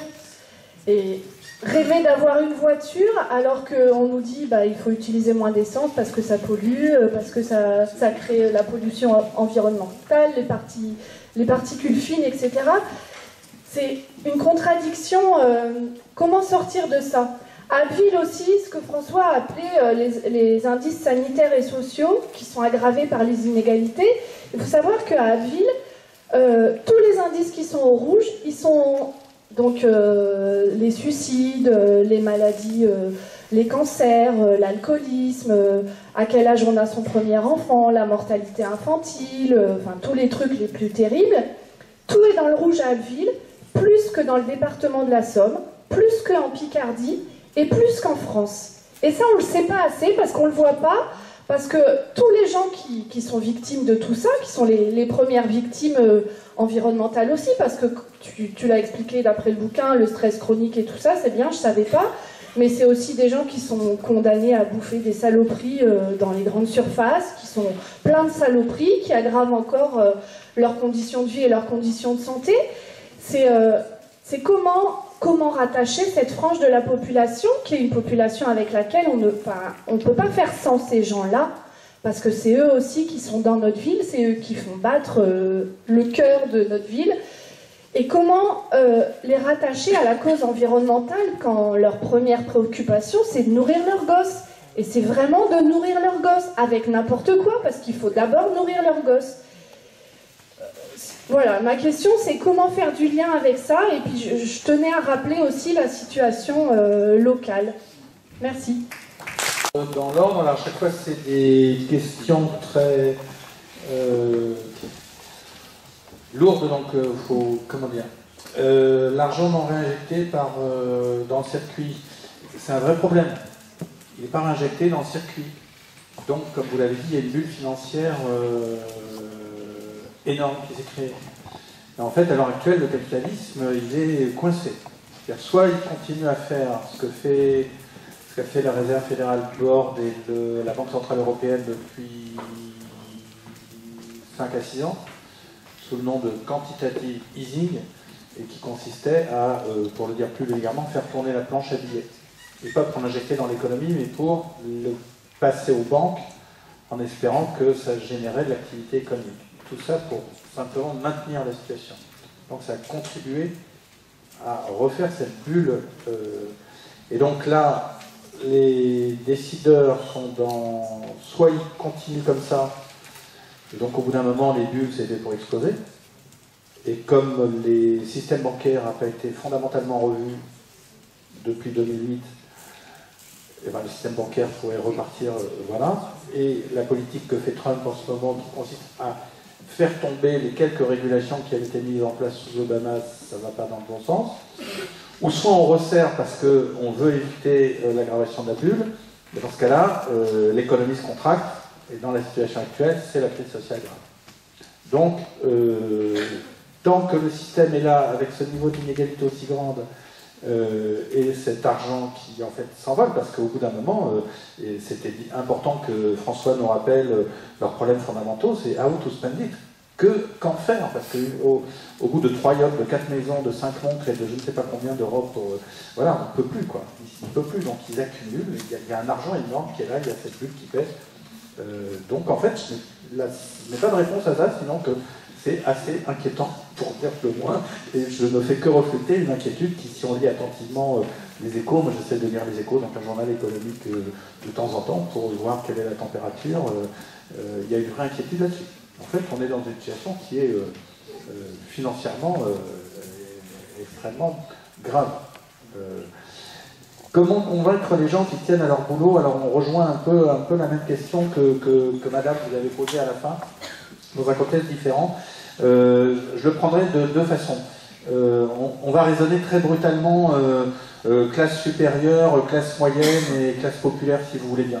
Donc je vais commencer à répondre. Les Arnaud, etc., on ne peut pas les convaincre, c'est foutu. Moi, il y a 10 ans, j'avais encore un peu de naïveté, je pensais que la lumière jaillirait, que non, voilà, et l'expérience de la crise de 2008, où justement, comme on l'a rappelé, l'inégalité est redevenue très grande, les patrons du CAC 40 s'allouent 20% chaque année alors qu'il y a plein de gens qui s'appauvrissent, ça signifie qu'ils ne comprennent rien, ils sont bloqués, donc il n'y a rien à faire avec la pointe de l'oligarchie extrême. Sinon aller dans le conflit d'une manière claire, et là il faut l'assumer, quoi. Un conflit, je ne sais pas quelle est la manière du conflit, hein, mais voilà, on est en conflit avec cette société. L'oligarchie est en guerre avec la société. Voilà, dans un bouquin, je parle de guerre civile internationale, guerre civile mondiale, on en est là. Et en fait, l'oligarchie est en guerre avec la société, en guerre au sens où ils vont contre l'intérêt général, qui est précisément de prendre cette question de l'écologie et la question du chômage et dire c'est ça qui est l'essentiel. Donc on est en guerre et on ne peut pas les faire évoluer. En revanche, je suis assez, pas en désaccord, mais je pense qu'il faut pousser plus loin. Vous savez, quand il y avait Occupy Wall Street, il y avait les 1% contre les 99%. Je pense que c'est plus subtil que ça. Parce que, je vais aller vite, donc je ne vais pas rentrer dans le détail, mais il y a quand même une large partie de la population qui adhère à ce que disent les 1%. Et notamment ceux qui sont au sommet, ceux qui sont les 10%, on va dire. C'est-à-dire ceux-là, ils ne sont pas très riches, ils ne doivent pas se payer des montres à 60 000 € et des yachts à je ne sais pas combien de mètres, mais ils vont être dirigeants d'entreprise, ils vont être hauts fonctionnaires, ils vont être juges, ils vont être chirurgiens, ils vont être directeurs d'hôpital, ils vont être ce genre de métiers qui sont importants, qui structurent la société, qui sont les cadres de la société. Et ceux-là, depuis 30 ans, ils sont toujours du côté du manche, ils sont toujours du côté des 1% ou des 0,5%. Et c'est ceux-là, je pense qu'il y a un moyen de les faire évoluer. Parce que s'ils n'évoluent pas, les instruments de pouvoir qui ont été mis en place depuis 30 ans, et notamment médiatiquement, parce qu'on n'a pas eu le temps, mais c'est pas un hasard si François et moi, ici, nous sommes des journalistes. C'est quelque part, ça dit quelque chose, l'engagement qu'on prend d'une manière différente l'un et l'autre. Et comme vous le savez, maintenant, les médias sont massivement possédés par les mêmes Arnaud, Pinault et compagnie, et Bolloré. Et ils possèdent les médias pour une manière très simple. C'est pour manipuler, conformer, plus exactement, l'esprit des gens. Donc ils ont le pouvoir d'État, ils ont le pouvoir de l'argent, ils ont le pouvoir de la police, on n'a pas le temps d'en parler, mais il est violent, et ils ont le pouvoir des médias. Donc on a un vrai problème. Et donc même si les forces populaires, les classes moyennes, beaucoup de gens bougent, ça va être dur. Donc il faut qu'on arrive à faire bouger, me semble-t-il, ces 9%, on va dire ça, ces 10% qui tiennent l'écart, il faudrait qu'il y ait une partie d'entre eux qu'on décroche. Comment faire, je ne sais pas. Mais c'est un enjeu vraiment culturel, politique fort. Après, sur toutes les classes moyennes, quand vous disiez comment culturellement on peut accompagner le changement, moi je trouve qu'il y a quand même une évolution très forte, et c'est des valeurs de sobriété, elles évoluent peu à peu. On commence tous à se dire quand même que la deuxième voiture, ça fait plus rêver personne, sauf quand on a absolument besoin, parce que monsieur et madame, ils ont chacun des boulots, ils vivent, mais grosso modo, et peut-être pour des plus jeunes générations, au moins pour une partie d'entre elles, et aussi parce que nécessité fait loi, la grosse voiture, le machin, tout ça, ça fait plus rêver. Et on sent que les valeurs de la sobriété gagnent, soit par des gens qui sont un peu des pionniers, comme ceux par exemple qui vont être à Notre-Dame-des-Landes, ou soit parce qu'il y a beaucoup de gens qui suivent par exemple Pierre Rabhi. Et quand Pierre Rabhi parle avec beaucoup de talent et de gentillesse et de force de conviction de la sobriété heureuse, il parle à beaucoup de gens. Donc la société, elle est prête, une large partie d'entre elles, elle est prête à bouger. Alors c'est dur parce que Auchan c'est à la sortie, ou Super U, que c'est moins cher que le commerce dans la rue d'Abbeville, parce que malgré tout il faut le dernier téléphone portable, parce que comme le disait François, la rivalité ostentatoire elle fonctionne toujours, on y est tous soumis, parce que la publicité à la télé c'est toujours là, donc voilà, c'est compliqué. Et la société elle est prête à changer. Et puis pour les classes populaires, je vais très vite, ceux que vous évoquez, moi j'appelle ça classe populaire, les gens qui sont vraiment dans la merde, je crois qu'il ne faut pas leur dire on va les convaincre de l'écologie, on va leur dire vous êtes dans la merde, et ben la première réponse à donner, c'est qu'on a une politique à vous proposer. Enfin, je parle comme si j'étais candidat, moi je ne sais pas, je suis pas candidat. François, c'est ton boulot, mais j'imagine, c'est ce genre de choses que tu es confronté, et en tout cas, non, si vous avez besoin d'un boulot pour la bagnole, d'une bagnole pour le boulot, justement, eh ben, il faut qu'on trouve les moyens de vous donner une bagnole. Là, on ne discute pas, l'écologie, elle vient après quand même l'urgence immédiate. Et dans ce que vous avez dit, il y a quelque chose qui est très important, c'est le mot lien.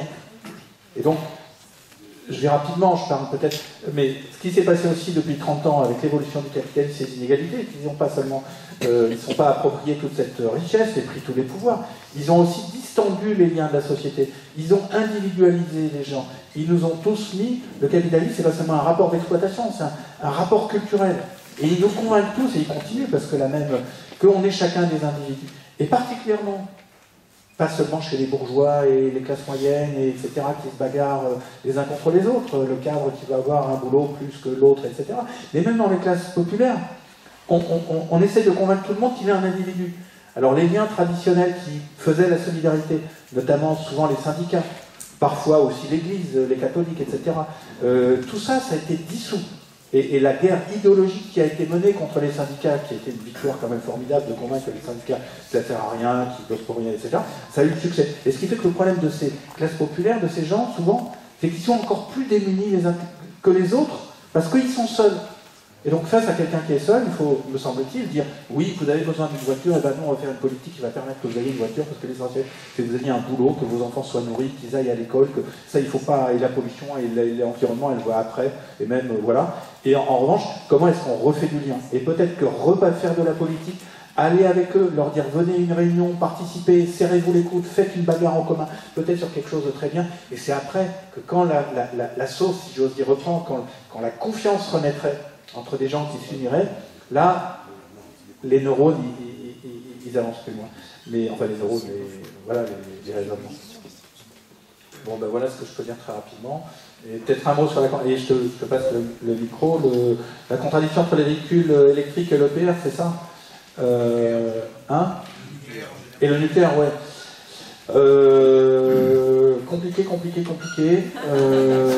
Parce que... Non, je dis compliqué parce que Noir Reporter, on suit beaucoup ça. On a fait des enquêtes qui montraient qu'effectivement, généraliser les véhicules électriques, ça aurait un effet de production, etc.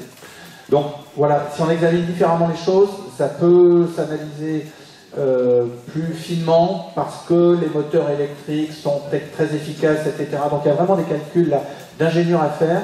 Mais sur le fond, donc moi je suis peut-être moins radicalement contre des véhicules électriques que je ne l'étais il y a peut-être 3-4 ans. Mais là j'ai une démarche de journaliste qui consiste à faire des enquêtes, à étudier, à aller voir des experts.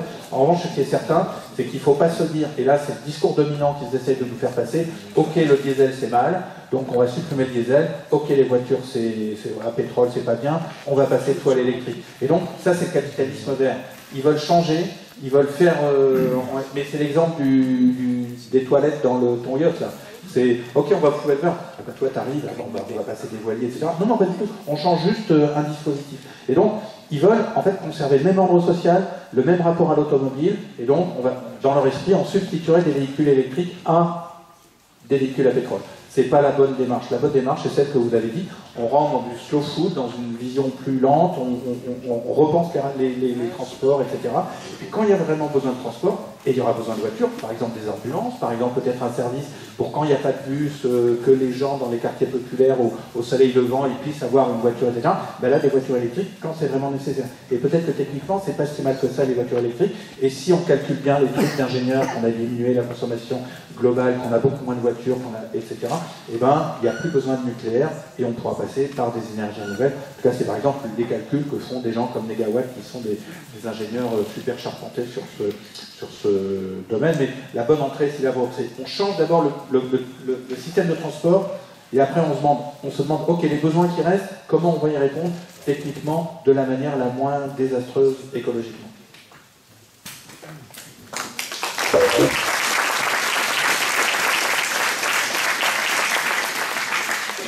Moi, je dirais un petit mot sur tous les sujets, parce que le dernier sujet me concerne particulièrement sur la ville, sur la pauvreté, sur malheureusement la situation qu'on vit ici.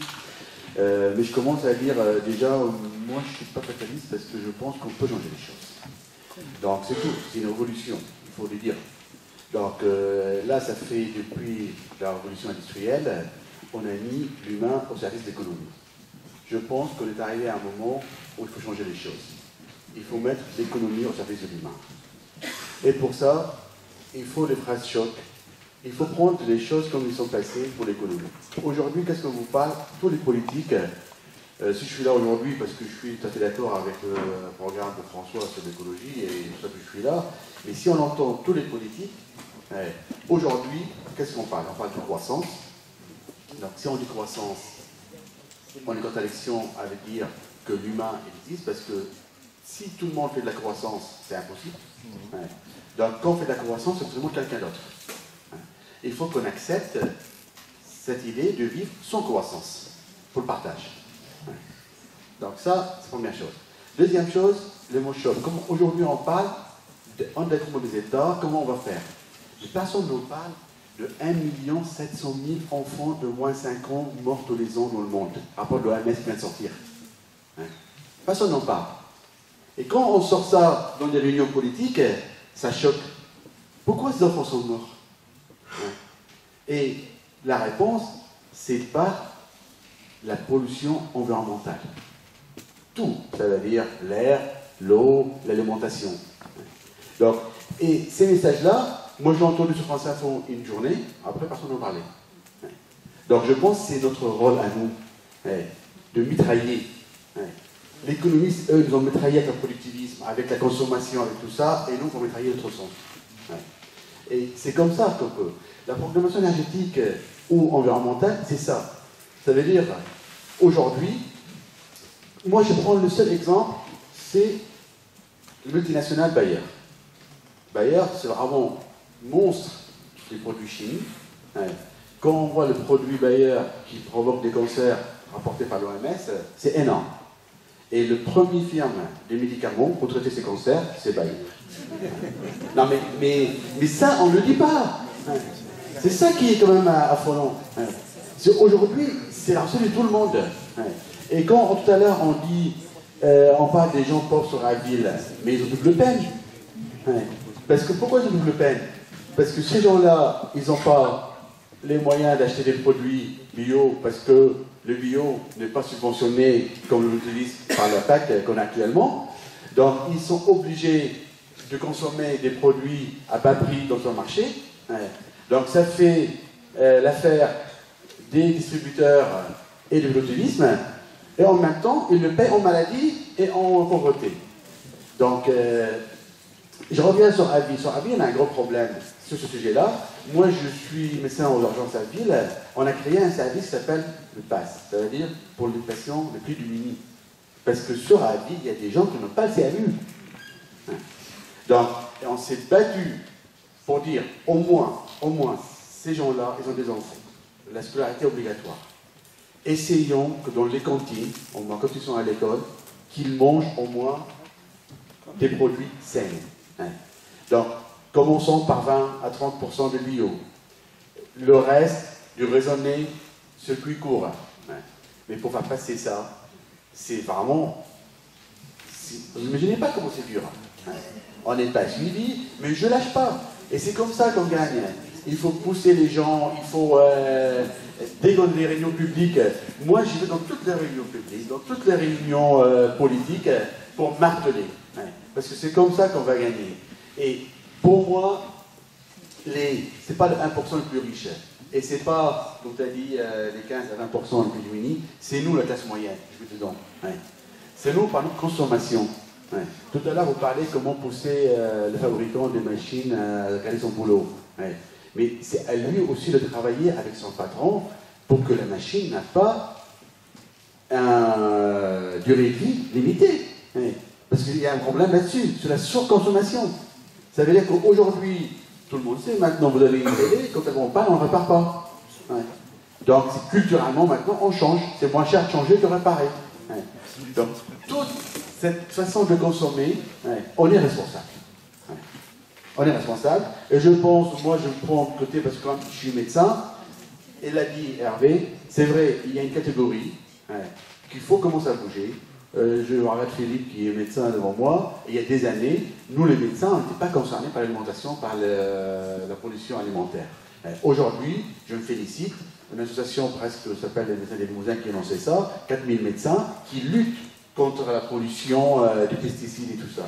Donc il y a un réveil, il y a quand même dans la population, il y a une écoute. Maintenant, il ne faut pas lâcher, il faut marteler, il faut des gens, des programmes comme François pour avancer.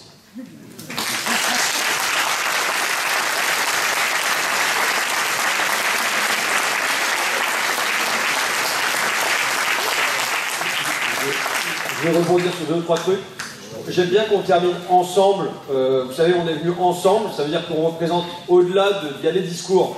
Mais moi, je crois qu'il y a des moments où la reprise de confiance, parce que c'est ça dont il s'agit, la reprise de conscience et la reprise de puissance, ça se passe par autre chose, ça se passe par le fait que vous avez le sentiment d'être un petit peu nombreux dans cette salle. Enfin, vous voyez, ça se passe, c'est pareil dans les manifs, quand on crie ensemble et tout ça, c'est au moins aussi important que le discours qui va être tenu. Donc après, je ferai un sondage pour savoir si vous voulez qu'on fasse un retour à la salle avec 2-3 questions et qu'on termine dans 20 minutes, ou si vous voulez qu'on termine tout de suite, mais qu'on termine le plus possible ensemble. 2-3 trucs. Il y a une citation de Lénine que j'aime bien à propos de la classe moyenne. Donc c'est une situation pré-révolutionnaire éclate lorsque ceux d'en haut ne peuvent plus, ceux d'en bas ne veulent plus, et ceux du milieu basculent avec ceux d'en bas. Et ben voilà, il y a un travail à effectuer pour qu'en effet, ce qu'on appelle classe moyenne, que moi j'aime un thème, j'aime classe intermédiaire, machin, bon, allons-y, mais bascule avec ceux d'en bas. Alors, ça c'est une première chose. Ensuite, je crois moi ce que je refuse, c'est une espèce de société à deux vitesses dont je vois qu'elle est en train de se créer sur plein de terrains. Et donc déjà sur le terrain de la santé potentiellement, avec ceux qui ont les moyens de se soigner. Moi je suis pour une sécurité sociale à 100%, sans dépassement d'honoraires et sans mutuelle.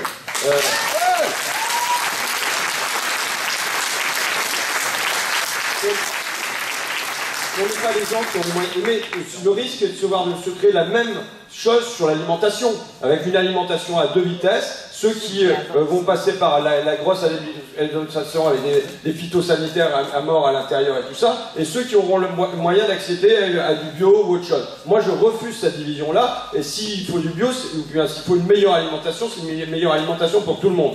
Et malheureusement je vois le raisonnement se mettre en place sur tous les terrains, d'ailleurs les terrains de foot en l'occurrence, puisque avec Haïdé, qui m'a servi de Sherpa samedi, il y avait une dame qui expliquait comment son fils ne pouvait pas, ses enfants n'avaient pas eu les moyens d'inscrire ses enfants dans un club de football.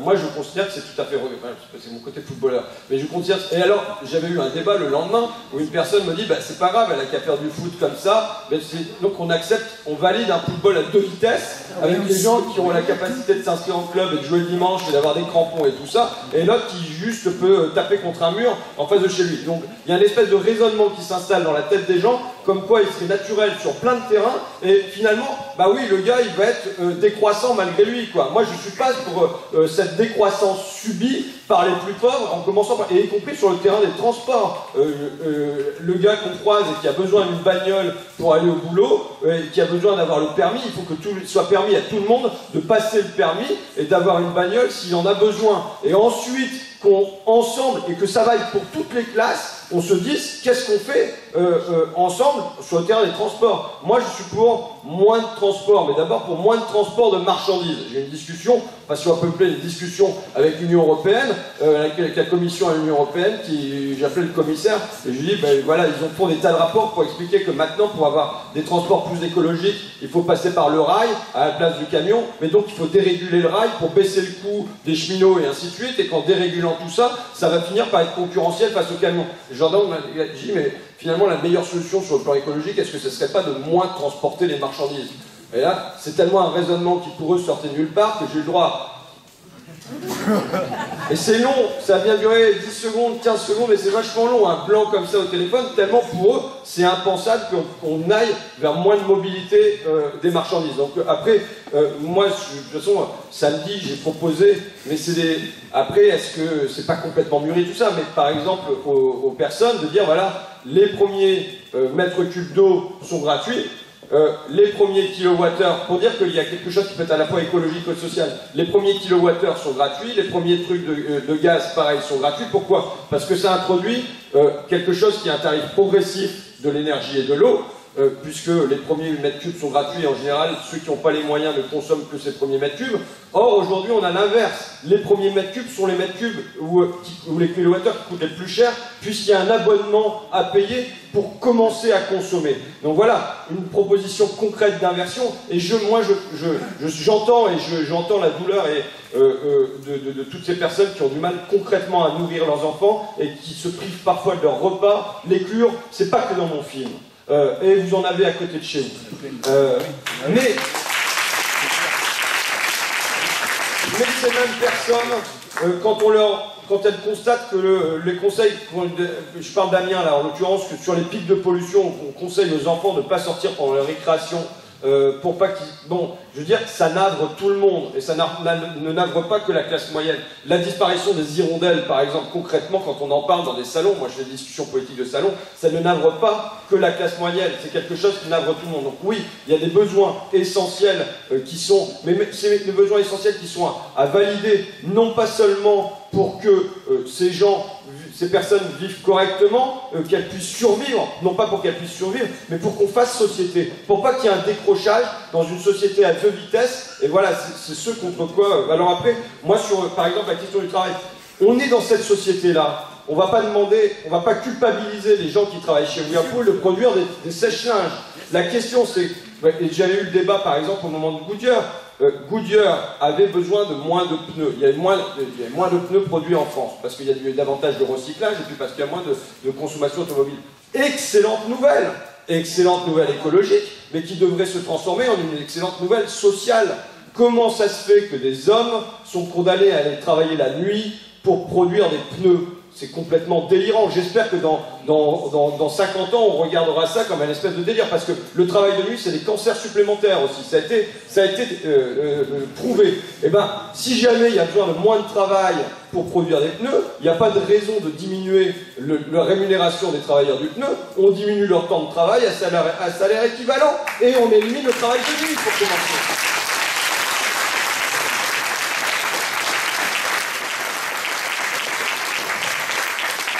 C'est un tract, par exemple, qui était au fond sur ce thème du consommer moins, répartir mieux, que j'avais distribué. Alors je me demandais honnêtement, quand je l'avais distribué à une manif de Goodyear, comment il allait être ressenti par les Goodyear. Vous savez, vous faites parfois des papiers comme ça, vous avez une appréhension de ce qui va se passer en face. Eh bien, non seulement le tract a été pris et lu, mais ils se sont mis eux-mêmes à le distribuer. Et c'était pour moi un symbole qui était important. Vous savez, quand vous portez un mot d'ordre et que vous avez le sentiment qu'il rencontre une aspiration en face. Donc voilà, je vous rends la parole. Alors, on fait deux. Ça vous va? Vous restez ou vous partez, là?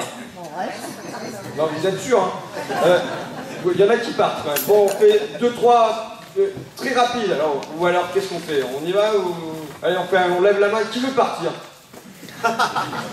Bon, c'est modeste, donc on reste. On fait très rapide à la tribune, et puis deux prises de parole dans la salle. Alors, pendant ce temps-là, nous, on organise une réunion. Vraiment des questions. J'ai entendu parler de classe supérieure, de classe moyenne, et après de classe populaire, pour peut-être ne pas dire classe inférieure. Et du coup, est-ce qu'on ne pourrait pas changer et partir de la classe populaire, et peut-être parler de classe impopulaire, au fait? Enfin, je sais pas, hein, mais c'est juste parce que au fait, ça m'embête, au fait, de dire... alors, il y a les classes supérieures, il y a les classes moyennes, et puis il y a les classes populaires. Parce que c'est populaire, au fait. Et au fait... voilà, c'est juste cette réflexion-là. Et la deuxième, c'est peut-être pour parler justement des gens qui ont besoin de nourrir leurs mômes, etc. Moi, je crois énormément en l'éducation populaire. Pour le coup, on revient sur le populaire. Mais c'est un travail à long terme, c'est quelque chose de super long, de pas drôle parfois, etc. On n'en voit pas les résultats tout de suite. Mais je pense que c'est aussi une question de réappropriation de sa propre vie, de ses propres idées, réapprendre à penser, à réfléchir, à se dire pourquoi on est d'accord ou pourquoi on n'est pas d'accord, et que ça se transforme en acte de la vie quotidienne. C'est quelque chose de très très long, mais je pense que, enfin moi j'y crois, c'est quelque chose qui est possible, je pense. Voilà.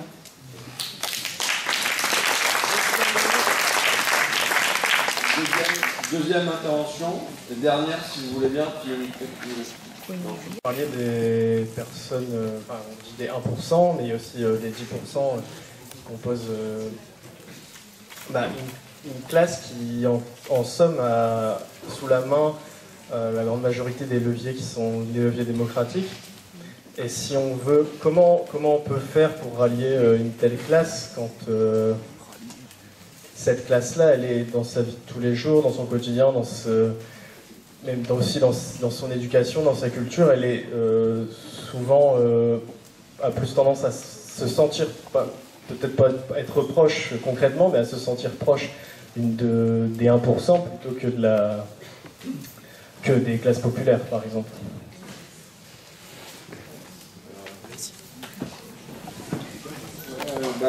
Je vais répondre rapidement. Alors d'abord, je réponds aussi à la question, je ne sais pas s'il est parti le monsieur. J'avais sur la... ouais, donc j'oublie, excusez-moi, je l'avais zappé. Sur la planification écologique.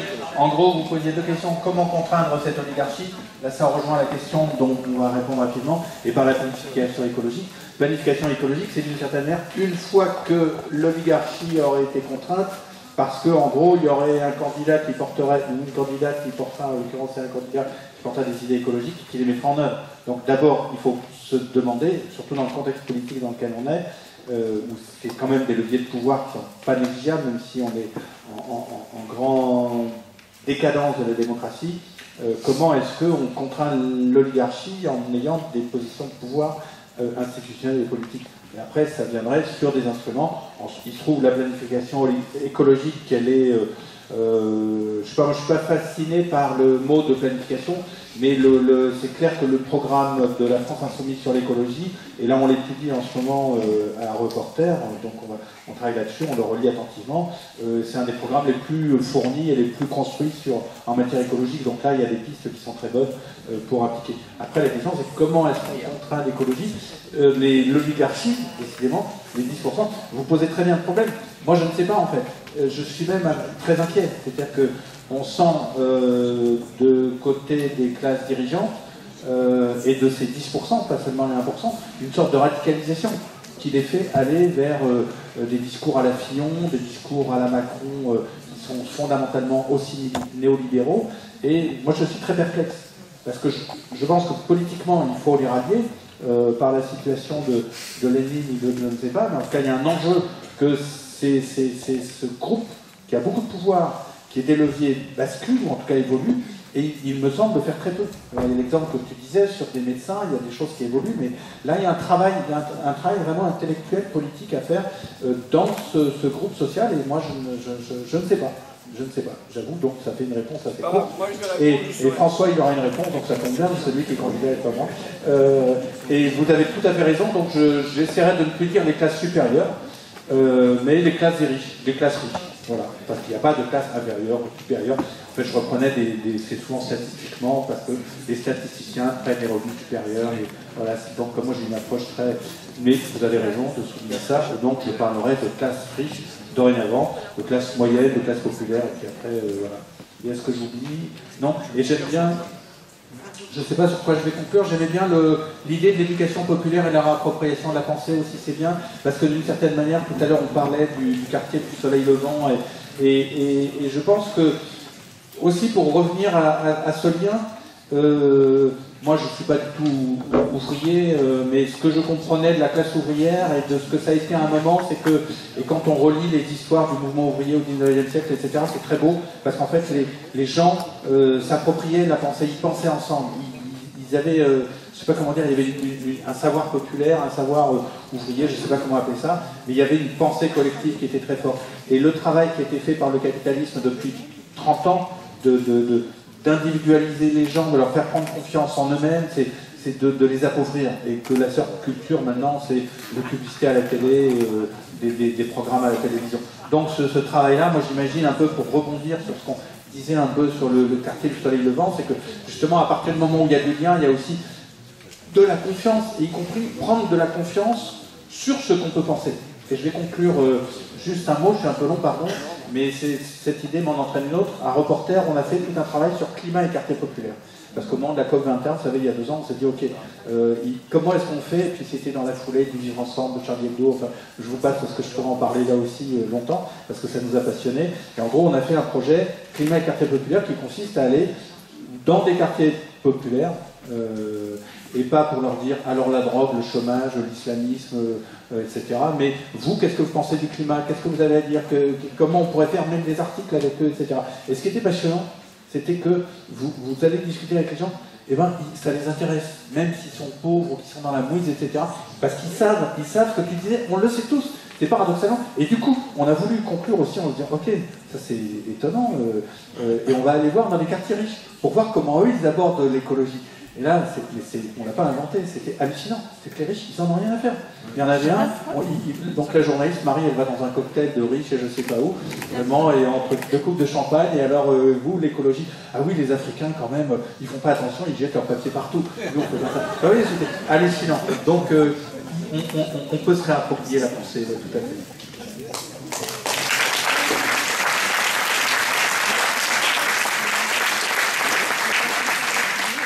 Non, moi j'ai plus rien à rajouter, j'ai dit ce que j'ai à dire, mais là où je rejoins, c'est qu'il ne faut pas lâcher.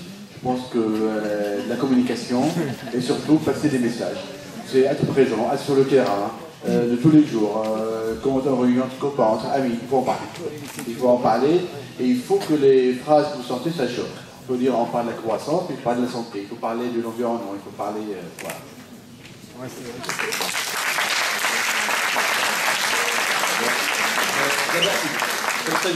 D'abord, je vais remercier toutes les personnes qui ont préparé cette soirée. Je le dis pour le porte-à-porte, mais qui ont préparé cette soirée. S'il y a des chaises qui sont là, s'il y a eu des documents qui ont été faits, tout ça, c'est parce qu'il y a tout un travail invisible qui a été effectué par des dizaines de personnes et qui nous permet d'avoir une tribune qui rende des idées visibles ce soir. Donc, il s'agit de...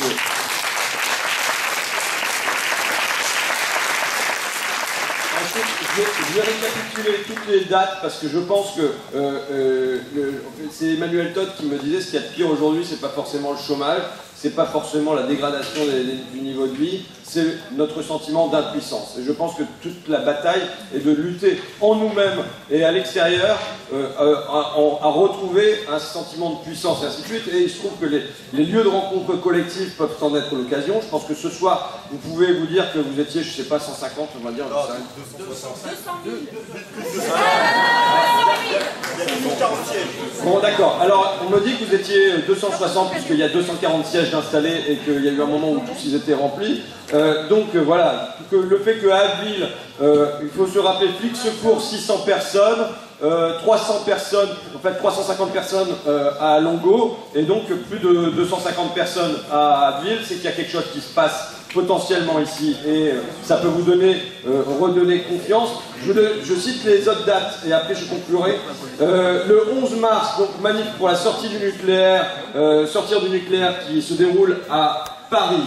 18 mars à Paris pour la 6ème République, je ne fais pas de distinguo. 24 mars à Druka, à 20h, conférence sur particules fines et santé avec le docteur Jean-Michel Gédrazac, c'est ça.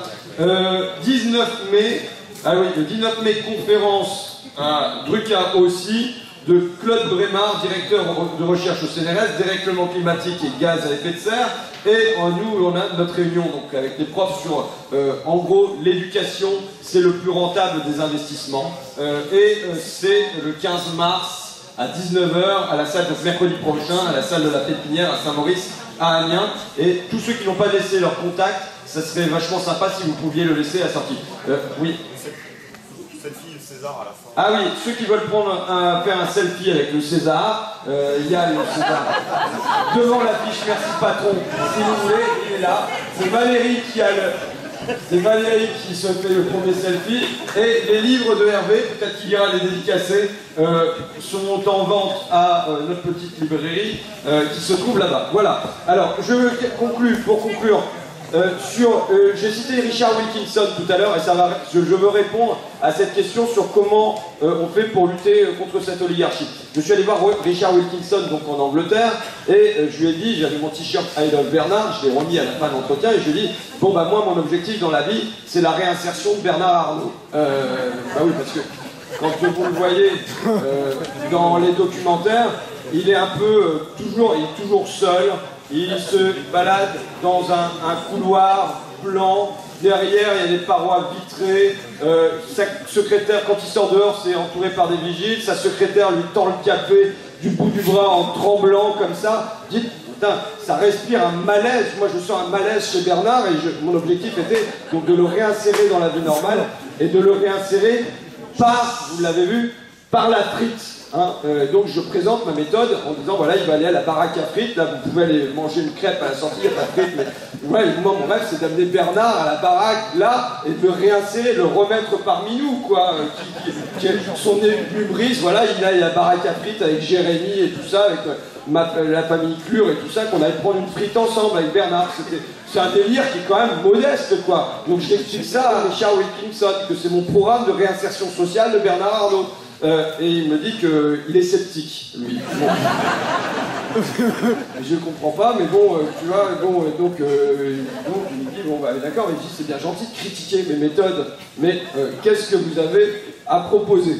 Alors il me dit, bon, bah écoutez, je vais vous donner un premier... Je lui dis, ben, voilà, moi j'avais ma grand-tante, il me dit, elle était assez riche, donc elle appartenait aux 10%, vraisemblablement, et il se trouve que pendant la guerre, elle a été faite prisonnière dans un pays d'Asie du Sud-Est. Elle a eu soif, elle a eu faim, mais elle m'a dit, quand elle est rentrée en Angleterre, elle m'a dit, mais au fond, ça m'a fait beaucoup de bien, ça m'a rapproché des gens. J'étais assez catastrophé à ce moment du débat parce que moi c'est par l'amour, vous savez toujours que je cherche à réinsérer. Et lui, qu'est-ce qu'il me proposait quand même avec ce grand universitaire? Il me proposait de faire prisonnier Bernard Arnault, de l'assoiffer et de l'affamer. Vous voyez? Donc je veux dire, je rencontrais un épidémiologiste, je me retrouve avec Jean-Marc Rouillon d'Action Directe, quoi. Donc je lui dis, mais attendez, c'est pas possible, moi c'est l'amour, love, tout ça, non, c'est bon. Il dit, bon, j'ai un deuxième truc. Bon, pendant la préhistoire, en fait, il y avait des sociétés qui étaient très égalitaires. Il me dit, il me cite des bouquins, tout ça, des études, des machins, bon, d'accord. Et il dit, et quand il y a quelqu'un qui commençait à se la péter un peu trop, les communautés mettaient en place des stratégies contre-hiérarchiques. Et il me dit, la première stratégie contre-hiérarchique, c'était la moquerie, c'était le rire. Bon, en un sens, c'est ce que fait mon film Merci Patron. Il cherche à dégonfler les égos en se moquant et en les ramenant sur la terre commune. Bon, il dit, bon, le rire, quand on se moquait des riches et tout ça, ou des puissants, ça ne marchait pas toujours. Donc, il me dit, la deuxième solution, c'était l'exil. Alors, le problème, dans le cas de mon camarade Bernard, c'est que fiscalement, au moins, il s'est déjà exilé tout seul. Mais je dis, la troisième solution, quand vraiment ça ne marchait pas, c'était le meurtre. Alors là, vous me voyez complètement catastrophé, quand même. Comment on peut songer à des choses pareilles et tout ça? Je me dis, non, mais est-ce que depuis la préhistoire, on n'a pas progressé un petit peu, quoi?